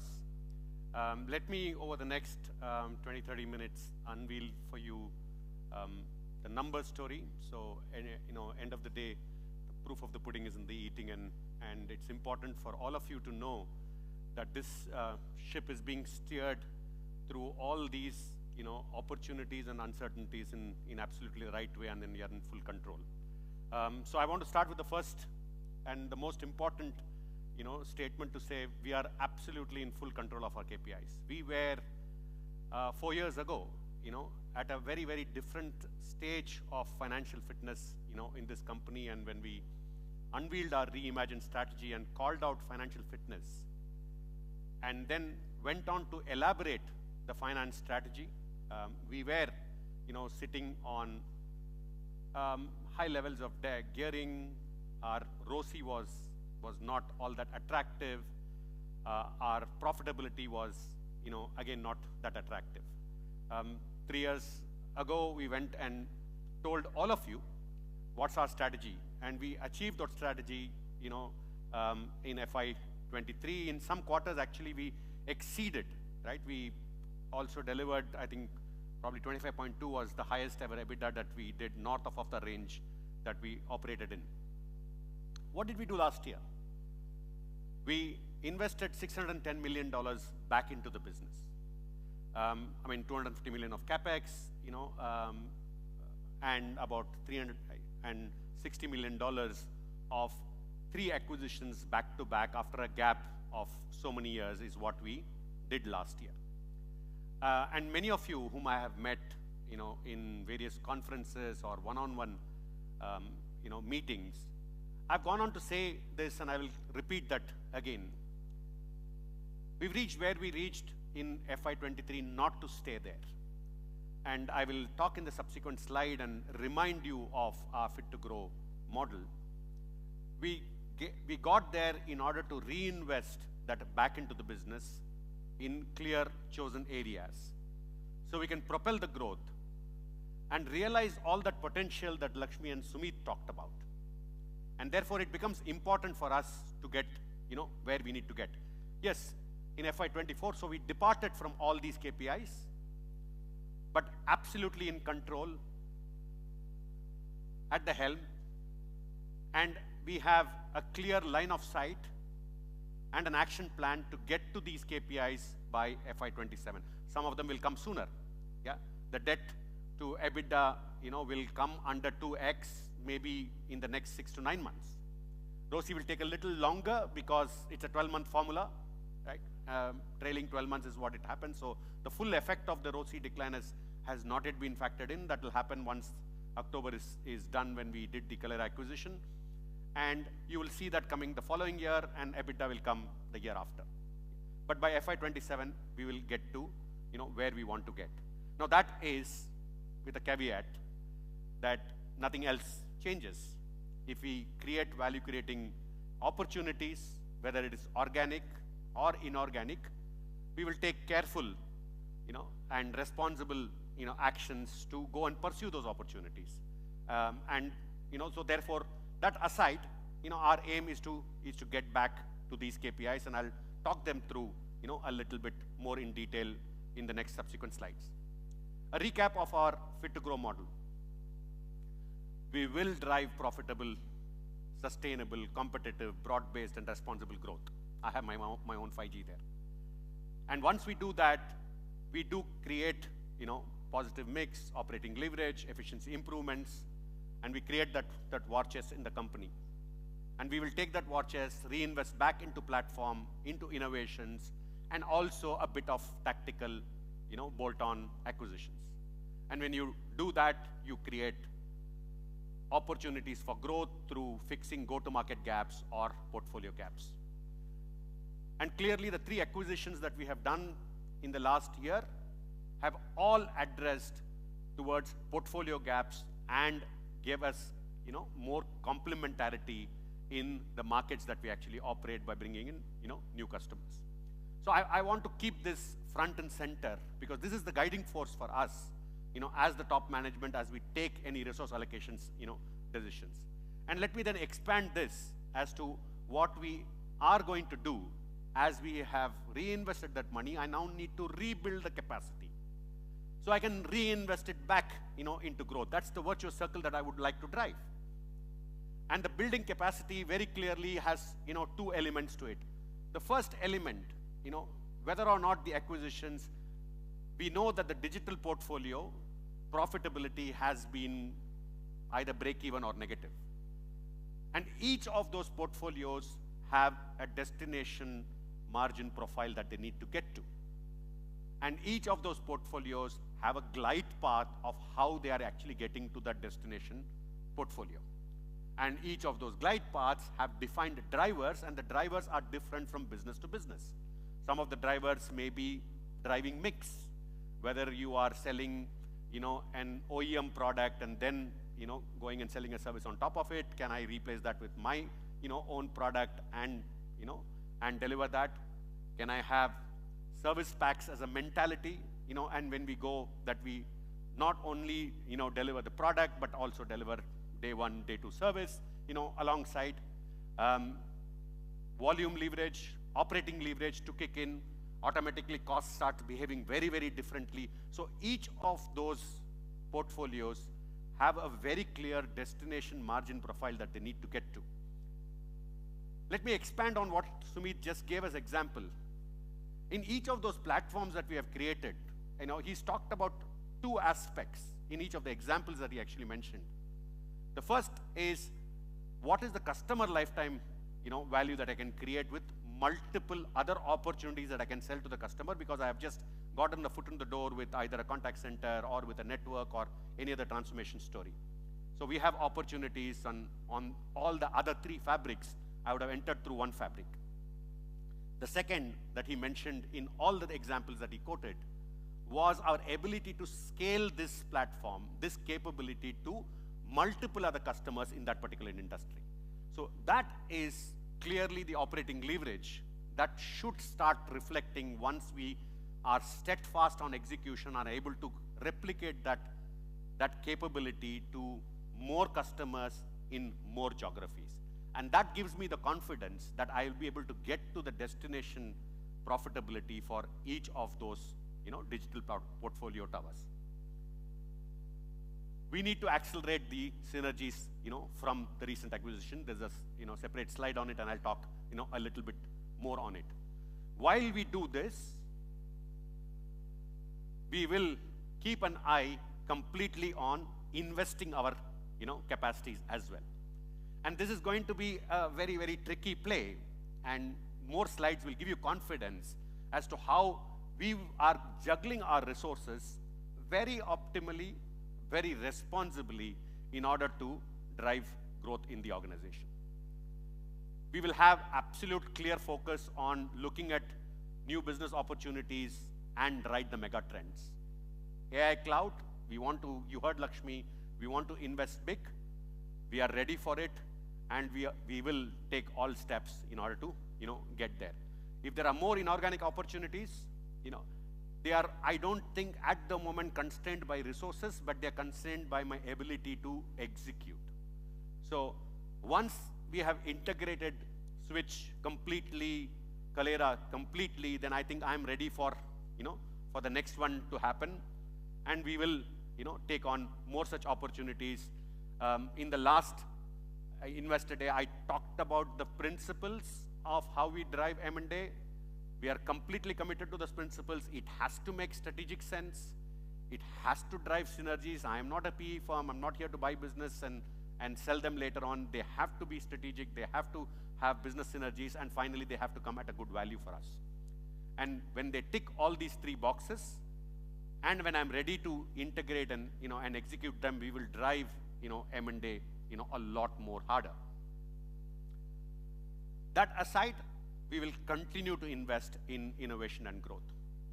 Our marketing budgets this year have doubled, because we do believe that if I want to improve my relevancy, with the customers, not only do I need to start with my product and my capabilities, which we have, but we also need to go and communicate, whether it is through POCs or whether it is, all the marketing efforts that we need to do, whatever vehicle we may actually choose, we need the ammunition to be able to do that. So we are supporting the businesses towards driving for innovation, and growth. Let me decode the EBITDA ambition for you. We were at 20.2. How do we get to the 23.25? First and foremost, let me be very, very clear whether or not things are changing because of the management actions that we have taken, and we will restore that back. There is an ethos of continuous process improvement that will run through the organization. Lakshmi personally himself sponsored a simplification exercise that we have, that our L2O journey, needs to be a lot more simplified, and therefore continuous process improvement is the DNA of the organization. So I can't repeat it, more than harder enough. We've spoken about the profitable digital portfolio. They need to get, to the right level of profitability, and each of them will be given, and some of them, may not work, so we'll pull the plug. But we will drive them harder with a steadfast focus on driving profitability of our digital portfolio. Acquisition synergies. Some of them we have realized faster than we thought, but there is much more work to do even in the cost synergy area, and so will be in revenue synergies as well. And finally, a strategic review of subsidiaries. We gave a glimpse of that already to you in the last 2 quarters. We've taken some very hard calls of a large customer contract that we walked away from because that wasn't making any sense, for us.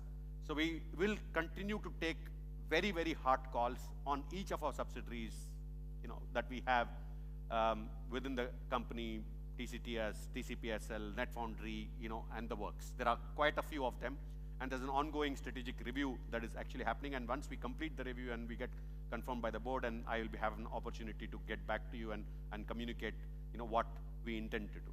With all these 4 levers, I firmly believe we have a path to get to, 23 to 25. This is not including the extra investments that we are making in people, in marketing, in, innovation. That is aside this, because the moment I stop that, I get to 23 to 25 right away. But that is not the responsible way of driving growth in an organization. So we need to have funding given to them and continue to fund them because they will reap the right benefits, but then take costs out elsewhere where there are inefficiencies and waste in the organization to get to where we want to get to. Let's move to the ROCE, ambition. Of course, EBITDA will drive EBIT, and therefore that improvement, will be one aspect. And again, as much as I talk about continuous process improvement, I will want to talk to you and reassure you that sustaining the core is absolutely important. So when we are committed to greater than 25%, you can be assured that most of the capital proposals have a threshold that it needs to, meet or beat that in order to get funded. Yes, we do fund some of them which don't meet that threshold, but then, those get up the hierarchy and come to me and Lakshmi for approval, and we take a strategic call if you would like to go ahead and fund investments that don't meet the criteria. But otherwise, that aside, our core, is absolutely based on that, and you'll see a glimpse of that in the next slide, in a little bit more detail. The entire company has an absolute mindset on cash flow. It is no longer deal profitability. It is deal cash flow. I am quite pedantic about deal cash flow and more pedantic about year 1 cash flow. And there has to be good reasons as to why, my year 1 cash flow is not where it needs to be unless it drives strategic value. That is the operational rigor that we want to be able to bring that in, because for me, both numerator and denominator need to work at that same pace. Because for numerator, you can go and beat, the system harder, have larger conversation with customers, and a lot of blood and sweat actually goes onto the numerator. The denominator is sheer laziness if you don't do a good job.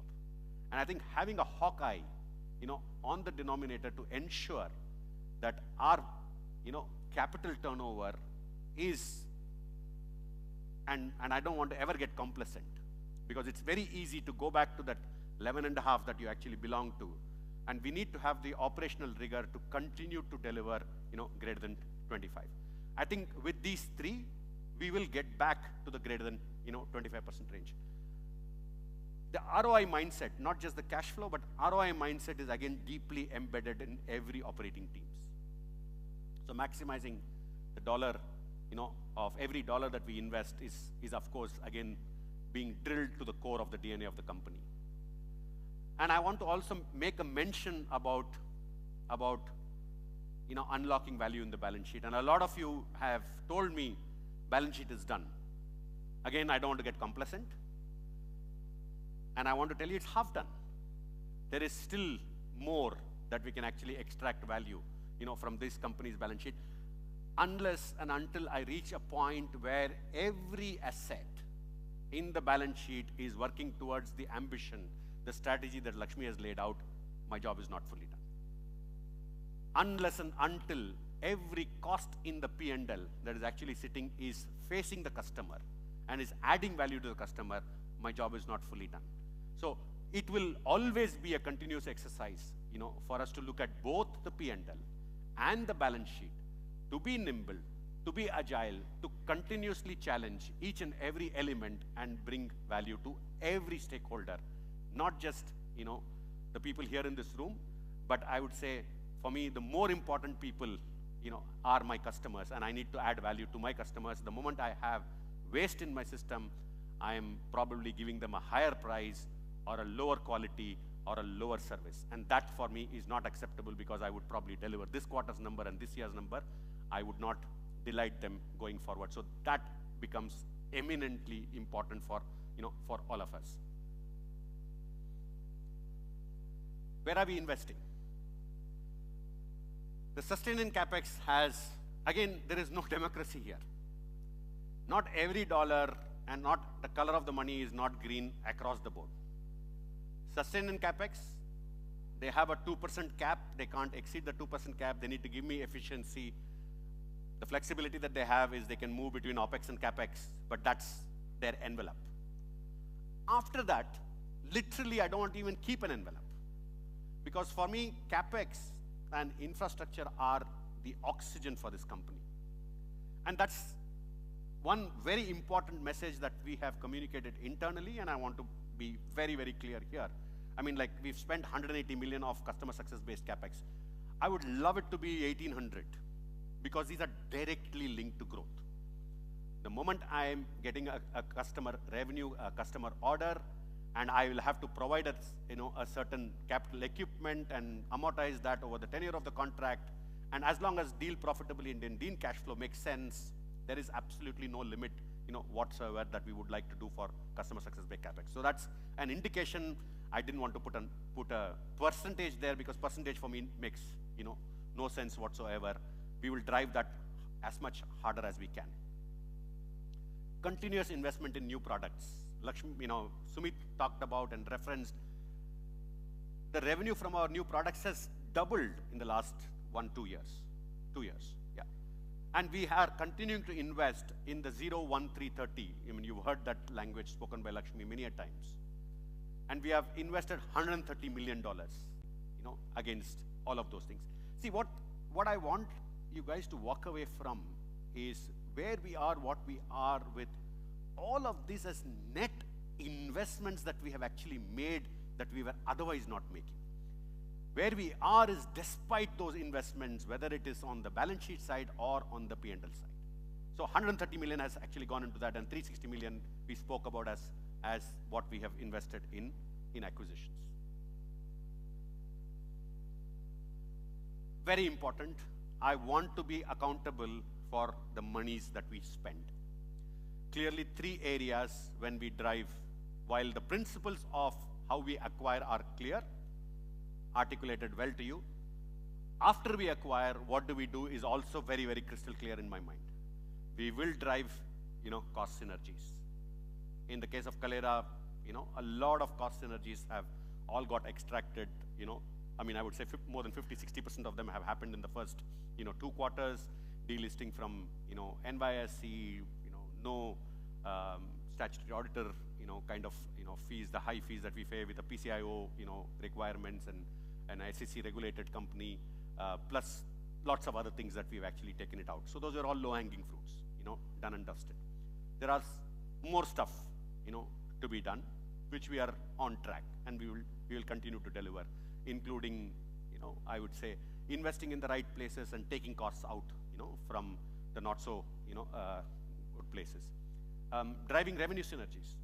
One of the great example, of both Kalera and Switch we saw, and one of the reasons why it attracted for us to actually acquire those assets was the complementarity that we actually had in Kalera. We had a lot of their customers who were not our customers. They were very strong in BFSI, in Italy, in Europe, right? So gives an immense, opportunity for us to go and sell Tatacom products, to those set of customers. Bringing Kalera to the Tata Group itself, has a lot of revenue synergies, let alone taking them, elsewhere. I was talking to I was doing a review of, of the CIS portfolio and their margin and the glide path only yesterday. And I had the CFO of CIS speak to me as to how many doors are just getting opened now for Kalera just because they are now part of Tata Group. Tata stands for trust.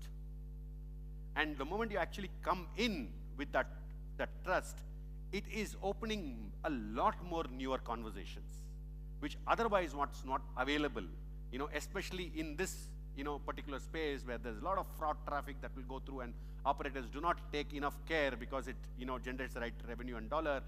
And these customers looking up to the Kalera and say, now that you're part of Tata, obviously you will not do this. So, I mean, let's not underestimate, what that will be there. And we have a clear task to go and get those, those revenue synergies as well. And finally, I would say capturing new markets. In Switch, when Lakshmi talked about the media capability, right, Switch gave us a capability on video production. Of course, our focus is going to be media cloud, right? We will use media cloud and, get that production, but a new way in which that business is now being described is create, capture, and transmit. We were leaders in transmit. We will be leaders in transmit.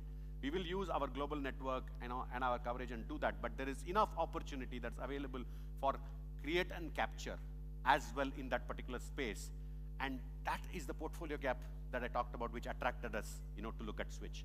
Of course, we need to do a good job first in the US, where we have the physical presence, where we have, all those strengths, but why not replicate that particular capability, across the world as we see content owners wanting to now capture more eyeballs, outside of their home market. So very clearly capturing new markets, also becomes very, very important, for us. So all these three levers will have to pay me back, at some point in time, hopefully very near, future.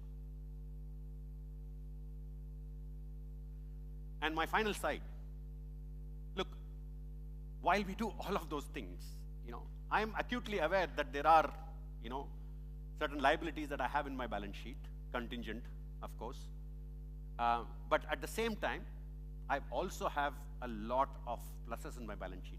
Some of them have been realized, but I don't think the market, today values, both of them. I don't think you have valued, the contingent liability piece, and I don't think you have valued, the other piece, as well. We will, I can't give a value to any of them. Please don't ask me that, because we are working, through each of those elements. There is a clear real estate strategy. We are working through clearing all the documentation issues, title deeds, and classifications and stuff like that. And once all of those get cleared, and we will start monetizing one by one. We have investments in data center. You all know we hold 26% in STT. That's a value which is waiting to be unlocked at some point in time, in some form or the other, right? And I don't know how many of you have picked up, we have moved our entity from Bermuda, into Switzerland, in compliance with the upcoming BEPS, 2.0. We did that in March, already, and we would like to, start reaping the benefits of the NOLs that we have legacy carried, not just from Bermuda, but also from other international geographies, but also the NOLs that we have got from the new acquisitions, as well. So there are enough and more for us to look at, the opportunities that are sitting in the balance sheet, offset against the potential liabilities should they arise. Net, it is still, quite positive.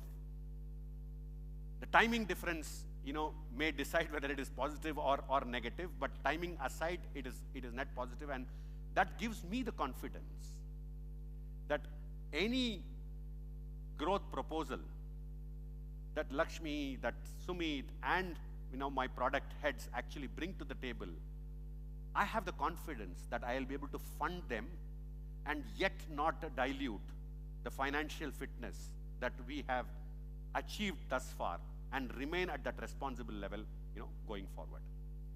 With that, let me close my presentation. I know it's been a long monologue, for all of you for the last 2 hours. And thank you very much for your patience. Thank you very much for your attention. And Rajiv, are we moving to Q&A now? Yeah. We'll move to Q&A now. Your mic is not on.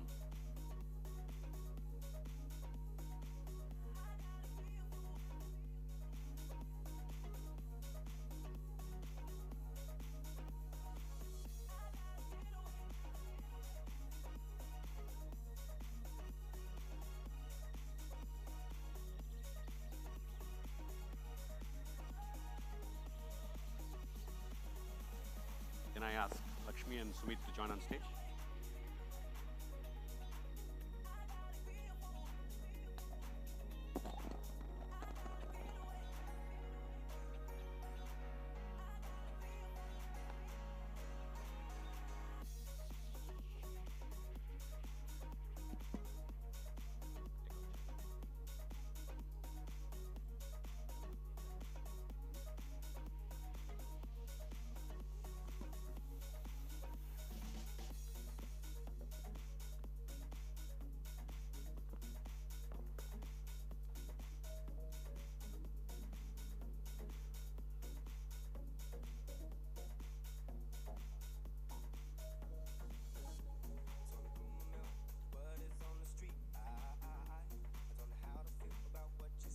Can we have the mics, please?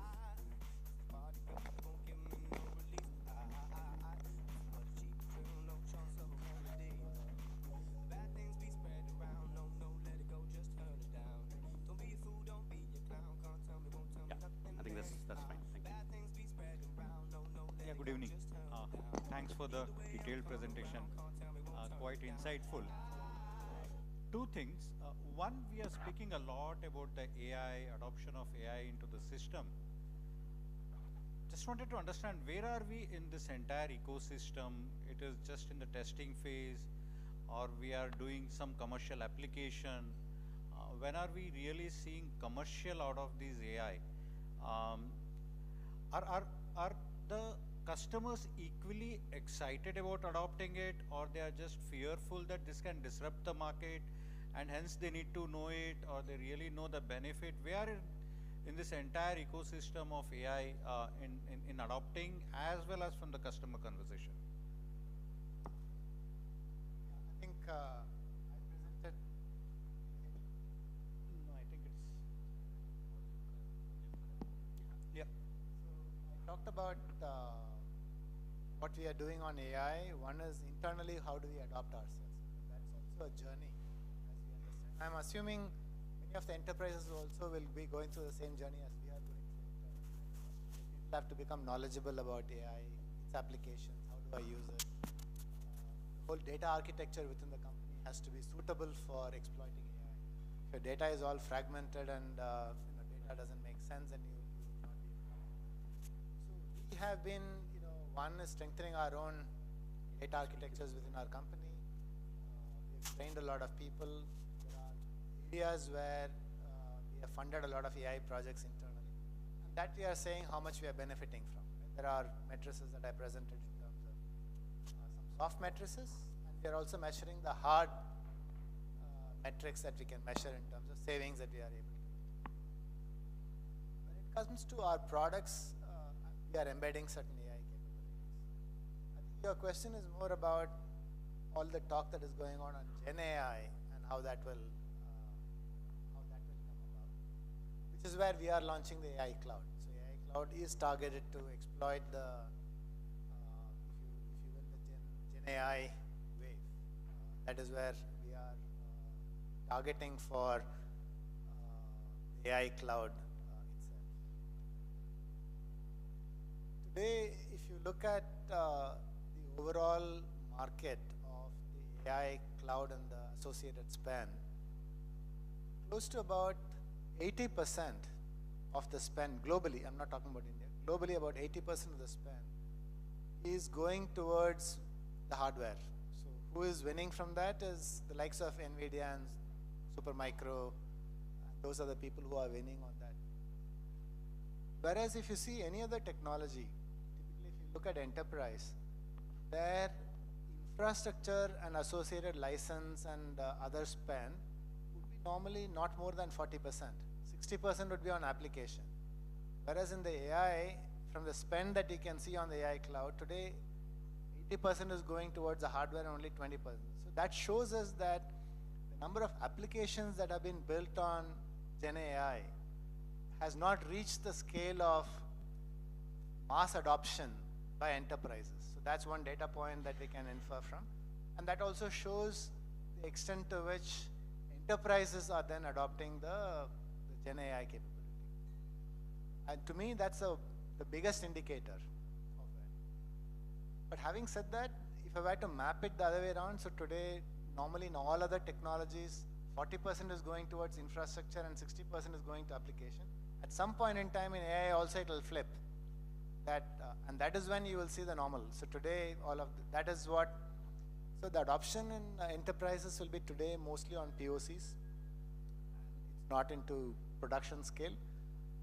Most of the POCs are done on point solutions, and it's not a functional transformation as a whole. Right? So nobody is saying that, hey, my contact center has 1,000 people, and I'm going to replace 1,000 by AI. That's not happening. Not yet. So similarly, if Gen AI largely is used in a lot of content production, whether it's marketing, a lot of summarization is happening. So those are all the point use cases that are happening. But time will come when the AI first model as a business model will emerge. So these are waves that you can't skip and miss. So we are wanting to participate in that wave. Therefore, we will be investing and building our capabilities in those spaces. That's fairly clear. Second, on the TAM side of it, we generally show a very large TAM for Tata Communication, while we are generally very minuscule for the TAM. I was even surprised to see even in media we are not very dominant, where we are one of the champions in the business. When do you see us having a digital services where we are meaningful in that global arena market, and which are the services where you see we will be meaningfully big in the services both by revenue and market position? The international market, it will take a long time. I think, as you said, our share is fairly minuscule. It takes time to, one is the product portfolio is getting built out. The second is then, in terms of, we have invested in sales in these markets, but nowhere near addressing the full TAM. So the TAM is big, but if our sales team in these markets are, let's say, the actual people who manage the accounts will be 20s, 30s, 40s, that kind of number, supported by the solutioning team. They cannot cover the full market, right? So these will take time. And we are a B2B player. While we are moving towards a platform orientation, it's no means fully a platform service like a SaaS provider to say, look, I know I'm not going to give you any service, and it'll automatically sell by itself. That's not the play either. You have to work with each customer, co-create the solutions, and put. The second is in many of the, our next-gen connectivity has grown 39% last year, which is is a good growth.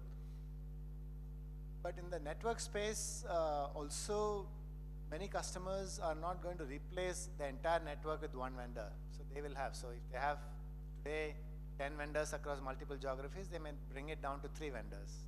So that's a consolidation that we are addressing. So these things would take time. The reason why we are showing the TAM is the extent of upside that is available and the kind of things that we are doing and we have to do is what excites us. Got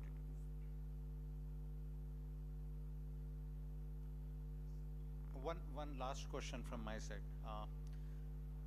We have shown a very healthy growth in the sales funnel in our presentation, 104%. While the translation hasn't been equally exciting on an organic growth side, what explains the trend differential of such a large magnitude in the sales funnel and the actual sales delivery? That's number one. Number two,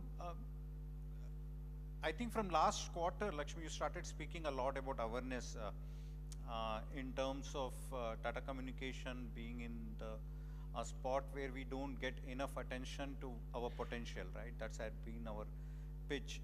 And what has changed in last 4 years for you to realize that Tata Communication need more awareness? We thought we had a parent which can push us. We are trying to do other deliveries in terms of getting the customer seat in front of the customer. So what has changed in last 4 years for us to now come and tell that we need to invest on the awareness? So these are my last ones. Last question first. No, I don't understand what your question is. What has changed in the so are you saying that Tatacom awareness was always high and now last we never heard you talking about the awareness. No. We always thought that the portfolio was the key thing. If we fix that, we will get the revenue.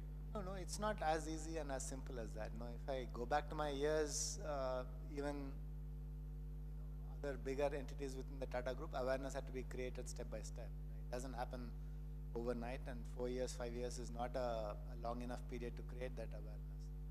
Also, Tata Communications might be a name that is known, but people very often would not know, yes, you are Tatacom, but tell me exactly what you do. So the name might be recognized, but they may not associate with you something else. If they are associating with you, then sometimes they might associate with you on some network and something else. Very often we walk into and they say, I thought it was TCS.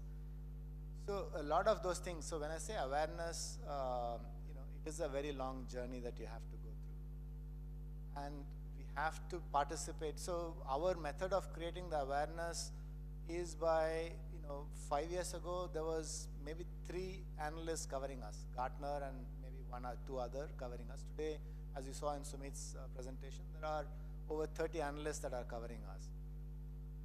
Each of those analysts, we had to go and explain what we do, what the portfolio is. Then they mark us, our portfolio versus somebody else's portfolio. Then they put us in one of the quadrant. All of that is part of the awareness creation. Even today, we don't get invited into RFPs automatically.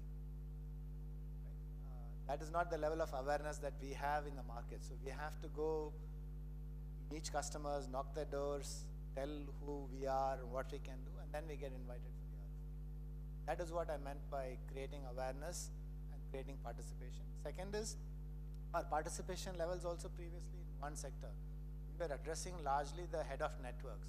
Even to a CIO, it was very hard to get a meeting because he will give a meeting, but after that he will refer us to the head of network and say you have to deal with him. Today with our increased portfolio, we are able to hold a conversation with CIO and hold this interest as well. That is what I mean by both relevance and awareness increasing. So that was the answer. And the marketing, why again emphasis on marketing? Awareness, I got it. Why to invest in marketing being a B2B company? Create awareness. You have to. So marketing is just not, it's not about media and PR. It's a whole lot. Even the analyst coverage is done by the marketing team. So there is a team of people who are focused on creating awareness with analysts. Digital marketing, we have to be out there. When people are searching for network transformation, our name has to come up. Right? So all of that that we need to do. To go back to your first question, I think I just have to repeat what I've been saying.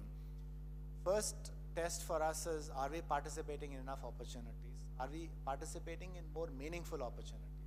I think that validation is the first validation that we wanted. Second is the conversion as we focus on to larger opportunities and larger scale opportunities, the time taken for decision is also higher. They put us through a lot more hoops than if you were to just go and say, I'm going to sell you this point-to-point link, my cost is this, I'm the cheapest, buy from me. That's not the game we want to play. We want to actually create much larger deals, and creating those larger deals and the decision taking on that takes time. Third is, when it comes to network, especially the network side, I'm not talking about the other portfolio. Network is like a live wire. It's not like application that I can give a contract for somebody to build the application. The current one keeps running, and then I do an acceptance test on one day, I can switch over to that. In network, it's a live wire. And when they give the contract to us and connecting, multiple data centers and branches, when we walk in there, they are very worried about touching that live wire. So, in fact, one of the conferences that you saw in the US, I was addressing this to one of the head of the CIO, and practically people have taken a view that if it is not broken, don't fix it. So network has been that way. They are trying to keep the legacy infrastructure as long as they can. Now with cloud and other things, when people are complaining about the application performance and other things, they are forced to change the network. So the drivers of these are very different. Those are the reasons why it takes a lot more time to. So what was like order book growth last year? Order book growth. Because sales funnel, we have order book, which get converted. Order book was marginal. Yeah, we had a 3%. Oh, sorry. 3%. 3% growth. Okay, thank you. So also the order book, the color of the order book is also changing. So when we look at our interaction business and also the move business, they are largely on usage. So on usage side, we have stopped measuring the order book. So when I say 3%, it's not a like-for-like comparison. Because in the interaction business, order book doesn't mean anything, because we might get the order, but the traffic take-up may not be there. So traffic comes only when the usage goes up. So we have stopped measuring the order book on that. So it's not exactly a like-for-like measurement, but to give you an indication that was. Thank you for all the three presentations. My first question is for Lakshmi, and then one question for Kabir. So Lakshmi, your revenue guidance is implying an 18% CAGR if I take the 24 base. Does this still include any more inorganic acquisitions? And for Kabir, last year revenue growth was 22% in data, but there was a negative EBITDA growth. Margin didn't average 20%. Yeah, 20% was for the year. Fourth quarter, it actually bottomed at 18. So your guidance is 23 to 25 for 27, but at least was the fourth quarter a bottom, or one-off costs could still take it lower? Let me, first of all, the doubling the data revenue is not a guidance. Okay, so I keep, telling that again and again. And to answer your question, are we aiming to achieve that through acquisitions? No. See, I want to decouple these two things. It doesn't mean that we won't do acquisitions, because acquisitions, if it fills a gap in our portfolio, if it fills a market reach, anything, we will absolutely do it. But this is essentially our ambition, where as we strengthen each of our portfolios, and that was my effort to point out that our ability to participate is growing, our ability to address new segments is growing. With those in mind is where we said that's the ambition that we have to hit. And your maths is right. If you have to hit that growth rate, we have to do an 18 to 20% growth. So what will drive it there? India market or the overseas market? All of them. All of them. See, I don't think we cannot choose a favorite. If something is not going to be there, then why do I have it in my book? But the India, I think the opportunities are immense. The number of new data centers coming up. We are focused on our cloud market here. Our AI cloud is going to be launched in India market. So India will grow. International markets, our market share is tiny. So there we have to fight harder. Our presence is not very well known. We have a smaller, relatively smaller presence, if I say, in terms of sales force, even now, despite us investing in the last year, increasing the sales force.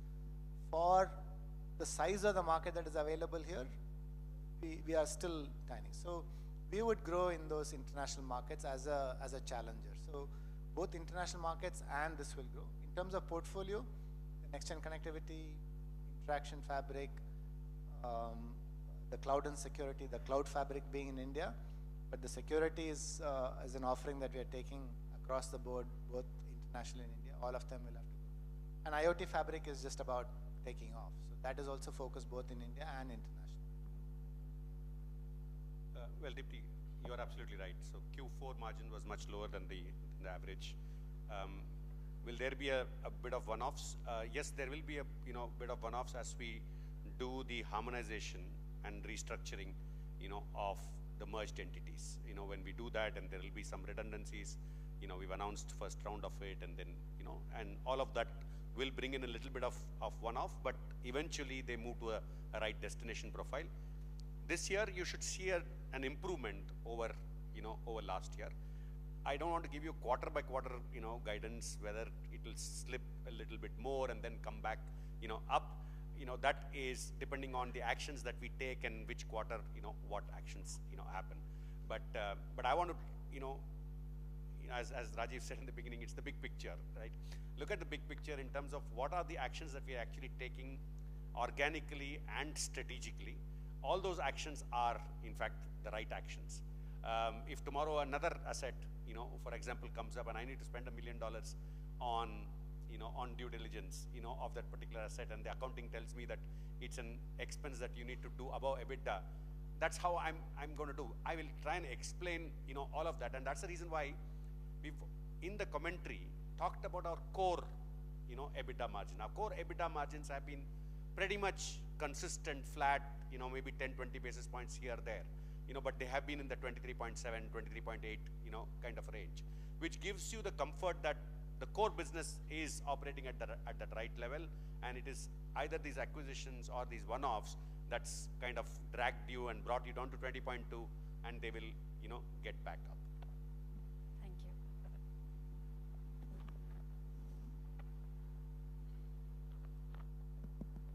you. Yeah, hi. Vipur here from Novama. So, hi. So, two questions for Lakshmi and one for Kabir. Lakshmi, today I think CPaaS is the biggest part of our digital portfolio. If you look at the overall industry, I think this year was not a great year for the industry. We, of course, did reasonable organic growth as well.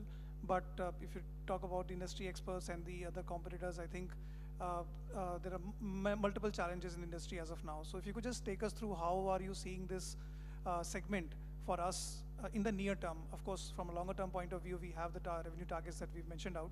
But in the near term, next 12 to 18 months, how is the vertical looking like? Transition from SMS to WhatsApp, how do we intend to counter those challenges? Second is on the cloud business. I think our cloud business is predominantly in India. And historically, we've seen whether it be RIMS or any other technology, Indian enterprises tend to adopt a technology with a lag of 1 to 2 years or maybe even more. Is that also the case in cloud today, that we're not seeing too much of a public cloud adoption? And do you see that also basically the Indian enterprise is also catching up and hence accelerating growth in the cloud business? So firstly on the CPaaS, the trend clearly shows that SMS, while it will grow, it will be a very marginal growth. A lot of growth will come from non-SMS channels is the expectation, whether it's a voice or WhatsApp, and even RCS, which even Apple has announced that they will start supporting RCS on the iOS. So those channels will start to grow. In the short term, it's very difficult to answer. The short term, most of the motions are going to be either customers are doing experimentation on the omni-channel, multi-channel areas, but that will not give us scale. The scale will come from going and replacing some other vendor with our product from SMS. So that's where the short-term growth will come from. But in the medium to long term, we have to go expand into other channels. That is where our capability build focuses. And also on the higher order of value in terms of orchestration across channels, intelligence across channels is where the market will grow. Because all the B2C companies will have to interact with their consumers. Now, one means for them to interact is through the apps. But apps themselves, many of them are finding that has a shorter life cycle because many consumers have too many apps, and that's not the first port of call that people go to. So outside of the apps, how do you communicate is going to be continuing to challenge. Therefore, I believe that the interaction platform that we have will address all of those challenges in the long run. Your second question, I don't know if you answered the first question. Yeah, kind of. I mean, I was looking for maybe some sort of directional guidance in the sense, how do we see the near-term growth environment? Is it going to be challenging? Is it going to be just like what we had last year? Not a numerical number, but at least a directional one. No, I can't compare. Last year was inorganic. See, when we launched Digo as a standalone, Digo as a standalone grew very well for us. So we can't compare last year versus this year from our perspective. And therefore, I don't want to give you a short-term guidance either. Sure. On that.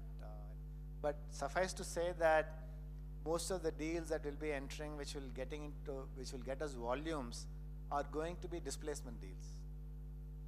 That's what will happen in the short term. Sure. As far as the cloud adoption is concerned, I think in India the cloud adoption is increasing.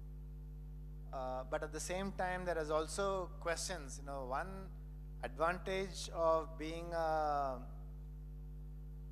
not at the leading edge of adoption is also you see what's going on around the world. Around the world, there are concerns on cloud costs. There are concerns on, one of the financial institutions in APAC told me that their regulators are asking them about, the concentration risk with certain cloud, right? So those are all the risks that the people are worried about. So therefore, it's right opportunity in India where even if 30% has gone to public cloud, for us to be able to ask the question on, is hybrid cloud the right answer? And in hybrid cloud, what is the role that a private cloud can play? Are the right questions for our customers to think about? And that is where we think our opportunity is going to be. Got it. So in India, at least as of now, you probably would see more of hybrid cloud and private cloud than public cloud in the near term, if we can call it. Sorry. Sorry. So in the near term, you are looking at more of private and hybrid cloud adoption than widespread adoption of public cloud. I think in India, so I think public cloud will continue to grow. Right. But there will also be opportunities for private cloud, is what I'm saying. So I'm not saying private cloud will go at the cost of public cloud. Mm-hmm. Got it. Sure, thanks a lot. Kabir, just one question from my side. It's on the caveat that you mentioned in the margin band, that 23 to 25% is what we are expecting, excluding the investments, or the other part of the businesses that we are looking to secure future growth and take the business where we intend to. So what are these excluding items that you're talking about? Is it like the one-off items that happen because of the integration, or let's say an incremental investment in sales and marketing, or any other, those investments will also be a part of that part? Yeah, no, let me clarify that, Vibhor. When I said excluding, what I meant is if tomorrow one more acquisition came and that diluted mine, everything else is BAU. I have, increased my staffing cost by about 60%. We have, added 2,000 people to our, to our base. That has to pay me back, in terms of revenue and operating leverage needs to, come through. Increase in marketing spend, that is all within my 23-25. I am not excluding any of those business operations. The excluding that I only mentioned is, I can't foresee between now and FY 27, what if in 6 to 9 months time, when these integrations are fully done and I'm completely on top of them and the PMOs get dissolved, I have a good asset that comes up, and I acquire that asset, and the weighted average math of it, pulls me down. That is what I meant by excluding and not otherwise. Fair point. So it's just the acquisitions which might be margin dilutive in the near term, but I mean, overall will catch up whenever Also, that plays out. and let's take the example of large-scale mega trends. We talked about AI cloud. Right. We want to go big on AI cloud, but we want to go in a measured way, right? Which means that we will make the right, investments so that we can start participating in it. And once we see, to Sanjesh's question, earlier and Lakshmi's response, we see the scale up of applications, we see the scale up of adoption, then we need to quickly move on. But that initial investment, when we actually put that in, that's going to be an idle investment that will probably be a drag on my ROCE, not giving me, the top line and the profit that goes with it. Is that the right thing, for us to do? Absolutely, yes. We cannot afford to miss this trend. Right. Yeah. When will that trend result into revenue and to profit? I do not know. That is the honest answer. Is it 12 months, 18 months, 24 months when it will get there? But to not participate in it will not be the right thing to do, because it will have certain gestation periods. And we are completely committed to that. Got it. Thanks a lot. Thanks for taking my questions.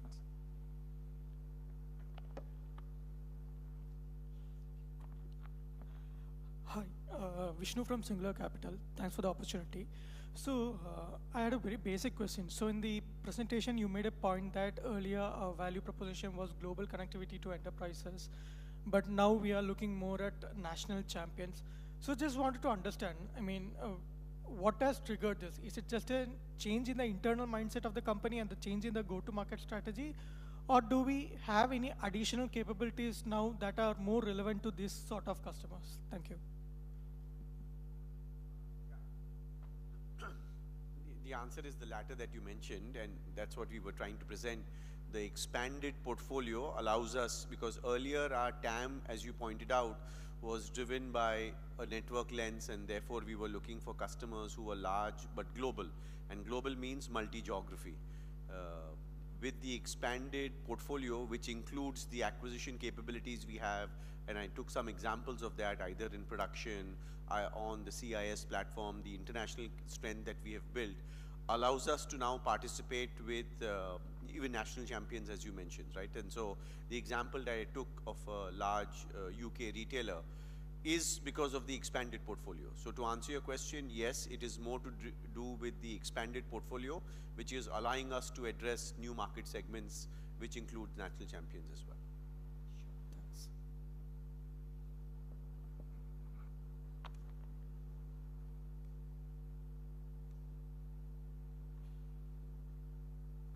Hi. As you make this sort of a shift from a product to platform, which you've been talking about, can you talk a little about how does the revenue model change? Maybe, I don't know, it's different for each fabric which you talk about. So from a project based, does it become more subscription based or usage based? So maybe a little color on that. And a link question to that is, as the customer profile ages, because you have a lot of new customers who are joining, does the profitability significantly change? So basically, does a 3-year or a 5-year-old customer is significantly more profitable than a 1 or 2-year-old customer? So as the portfolio ages, does this business become more and more profitable with every passing year?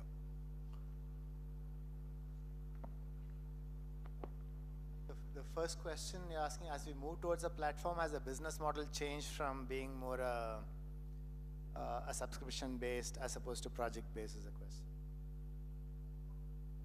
Revenue model evolve, Yeah. I don't know. Any No, I color think on for each of the fabric, it's slightly different. So if I look at the multi-cloud connect product, that will be more platform based, and there will be an initial fee, and thereafter it will be based on the usage, it can go up. Largely, network transformations, if you look at, where people are moving to internet, placing an SD-WAN and so on, that will largely be a project-based mechanism. So yes, the models are different for each of the fabric. And what we really mean by platform is to differentiate from the past, where we had the underlying infra, and that infra was being sold as a raw infrastructure. Today, in most of the areas, we have created certain elements of software on top of this, which we are able to deliver additional value. And it's wrapped around with certain service component as well. So the business model is shifting towards adding and valuing our own services. So our pricing now includes certain service elements, even though the service part is not as big as what we would want. So that's gradually improving. Second is for each of the platforms, yes, there is a combination of project-based fee and there is a combination of usage-based fee, based on which fabric we are talking about. Yeah, let me take the profitability question. The short answer is yes. I mean, otherwise, why would I do that? I mean, I would want to get in a customer and eventually, start making money with that customer. But when you lift the hood, it's a little bit more complicated. So first, let me unpeel what are the management drivers that we do for a customer. We are quite, pedantic about the fact that if we do not see a path to the customer becoming $1 million club in the next 12 to 18 months, we are really actively, encouraging our sales organization to go and only hunt those new logos who can have the potential to get to the $1 million club in 12 to 18 months. Otherwise, the cost to serve that customer just becomes unviable after a point in time. So that is reflected when you see the $1 million, club that we actually show. The number of customers that have actually, gone up consistently in the last, 2-3 years. The big jump this year has been as a result of inorganic activity as well, but otherwise also healthily we have been increasing on our $1 million portfolio.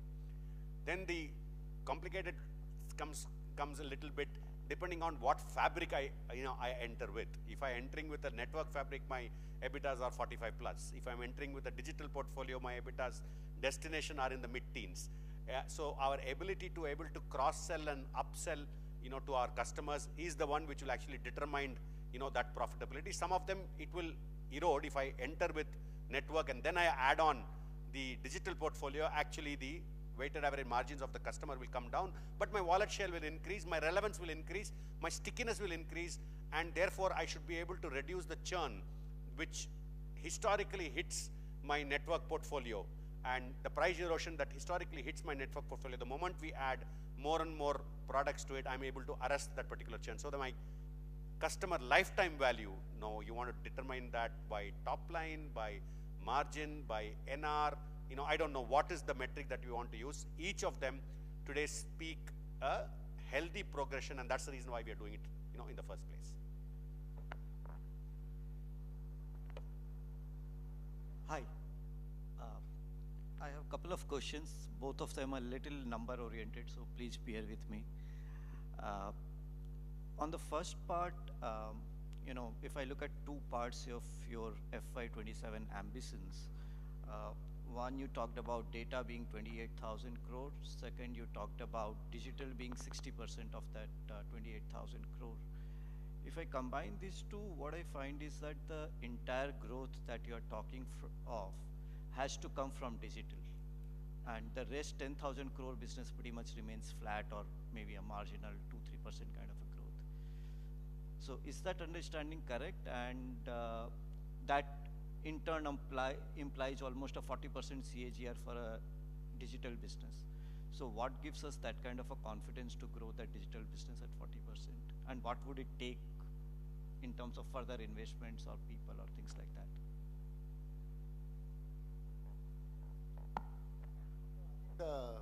The question on, firstly, your assumption is right.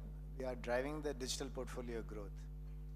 Currently, the core connectivity, we've been saying that it'll be in the 2 to 6% range, or the mid-single digits, or low mid-single digits. That's where we are. I also pointed out that we are transforming our core network also. And we think we can create new opportunities using this transformed networks. For example, delivering something on demand. How do we make for large global customers, give them more resilient network without creating redundancy, for example. So those are all opportunities that we are going to. So I don't want to say that core connectivity will remain as it is and we won't do anything with it. There is work going on there, and we would want to see how we can productize and monetize that going forward. That's still work in progress. But otherwise, our assumptions are based on the digital platforms growing much more strongly to be able to deliver that. And that is what we have shown in some of the next-gen connectivity last year grew at 40%. And overall, we showed how in the last 4 years we have grown. We have to accelerate that growth in the next-gen connectivity, all the digital products. Fair enough. And second, again, when I look at your debt EBITDA ambition and your EBITDA margin ambition, it looks like that you should be able to generate close to $2 billion of cash flow before capex in the next 3 years. And when I look at your debt to EBITDA ambition of 2x or less than 2x, it still implies some bit of an increase in net debt. So, is that something that we should be looking for of an investment of close to $2.5 billion over the next 3 years?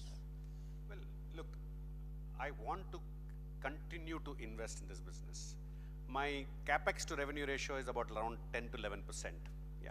Yeah, we will attain scale and get operating leverage in capex also once we get to the maturity profile of each of the digital portfolios. I mean, in part, it answers the earlier question as well. See, a lot of my digital portfolio are like sub 100 million, today, and they all have a potential, to get to north of 500 to close to, a billion as well. And that's why we believe, that's where the growth will come from, and we'll drive that harder. Not to forget that core connectivity also will, we can't take the eye off the ball there. Equally, those at that low level of scale need investment. So when Sumit talked about in each of his presentation, when we are investing in this platform, we invest in that particular platform, and it's unlikely, it will be uncompetitive for me to pass on the entire cost of the platform to that one anchor customer that we've got, right? So hopefully when we get multiple, customers in that industry, we are able to therefore get operating leverage. So we will continue to, invest capex. Over the period of FY27, my capex to revenue ratio will still remain, I would say 10 to 11%, only, which means I will be increasing my absolute capex, higher. So it's 250 million that we did last year. We will take it to 300 and north of, 300. In fact, this year, I'm hoping that I would spend, more. And you've seen the framework.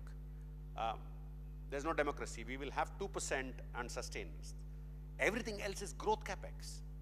So growth comes, capex comes, and yes, I want growth to come. I don't even want to utter the next sentence that if it does not, I'll not spend. We would want to spend more capex and drive growth. So both of them go, I would say, hand in hand.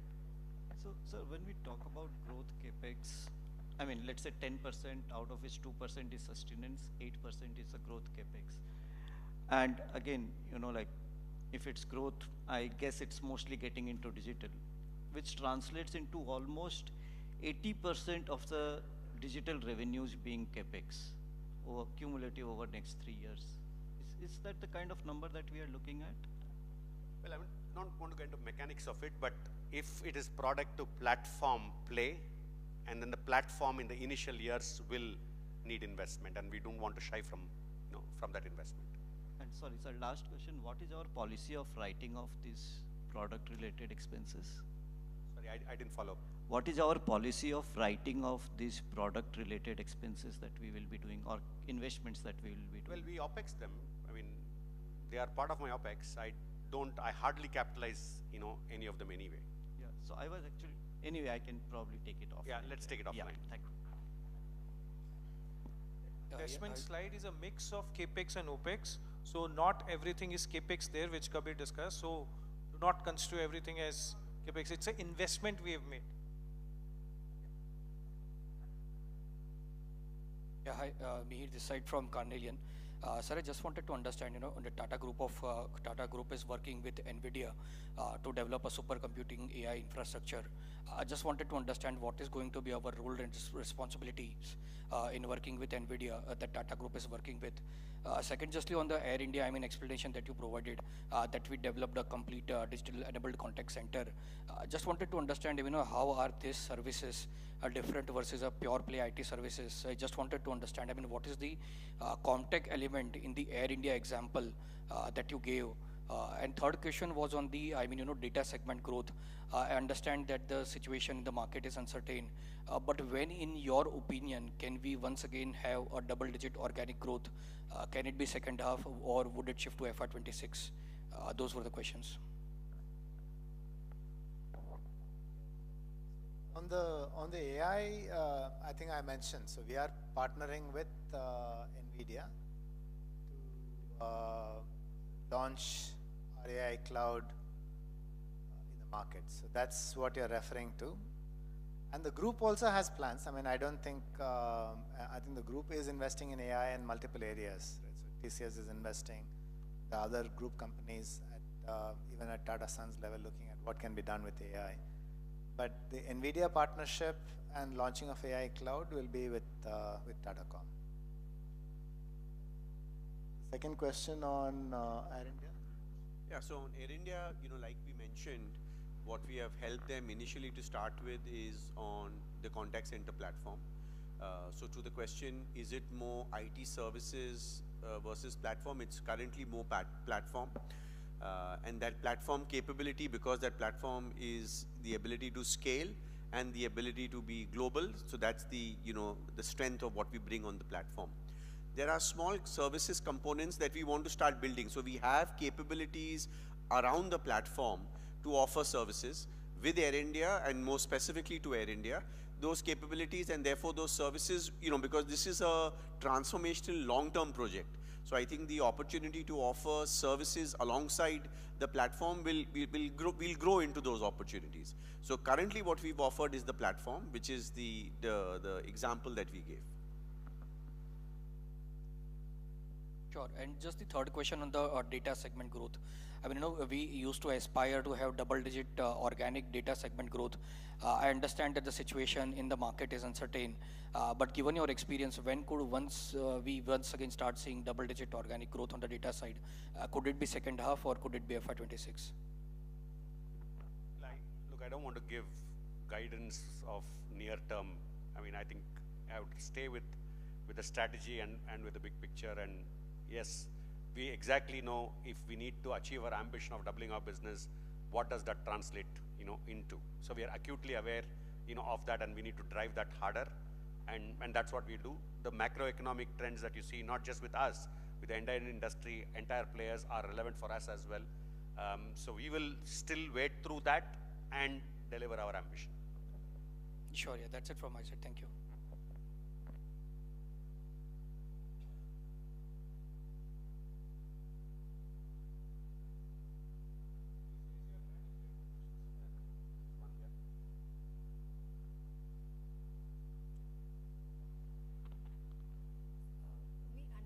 Management target and the industry dynamics, but the problem is the problem really is between the near-term 12-month and the 3-year later target.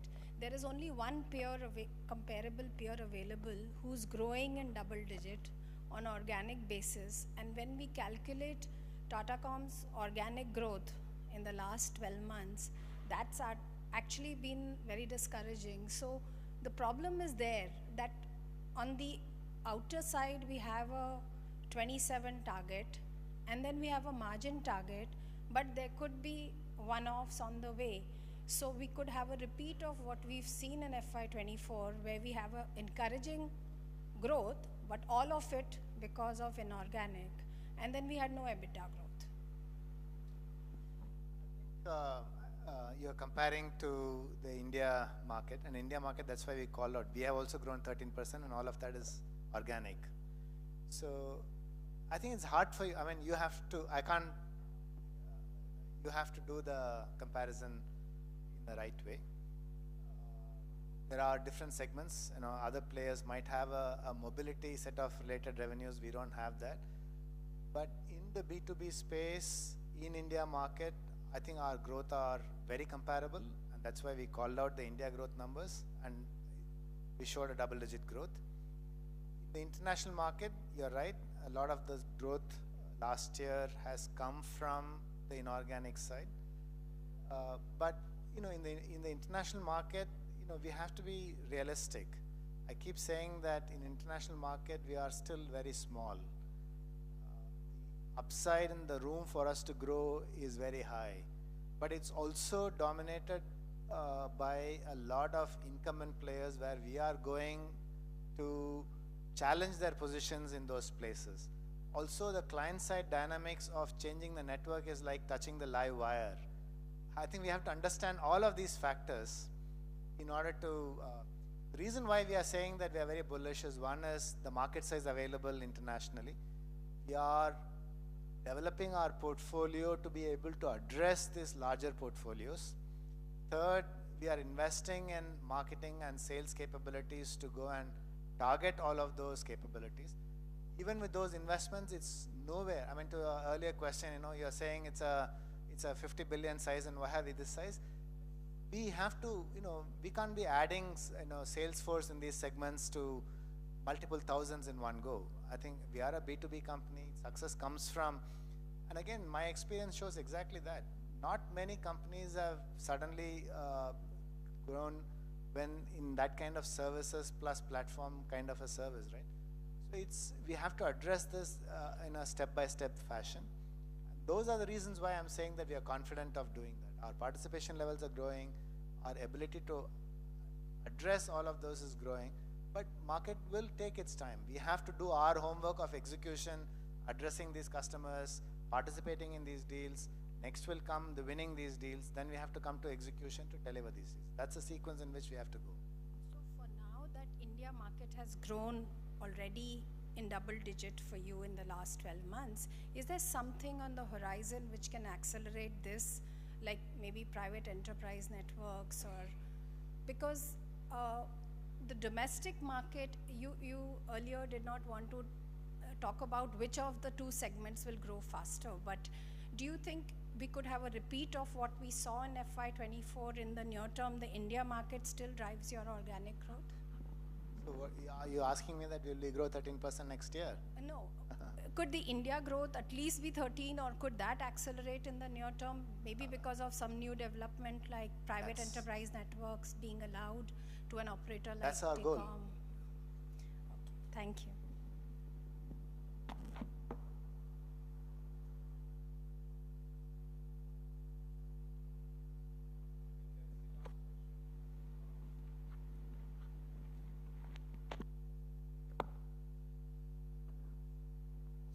Thanks. This brings to the end of the Q&A round. We'll break for dinner and drinks.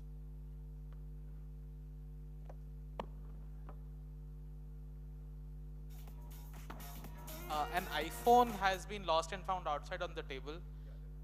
That's yours. Okay. Thank you. We found the owner as well.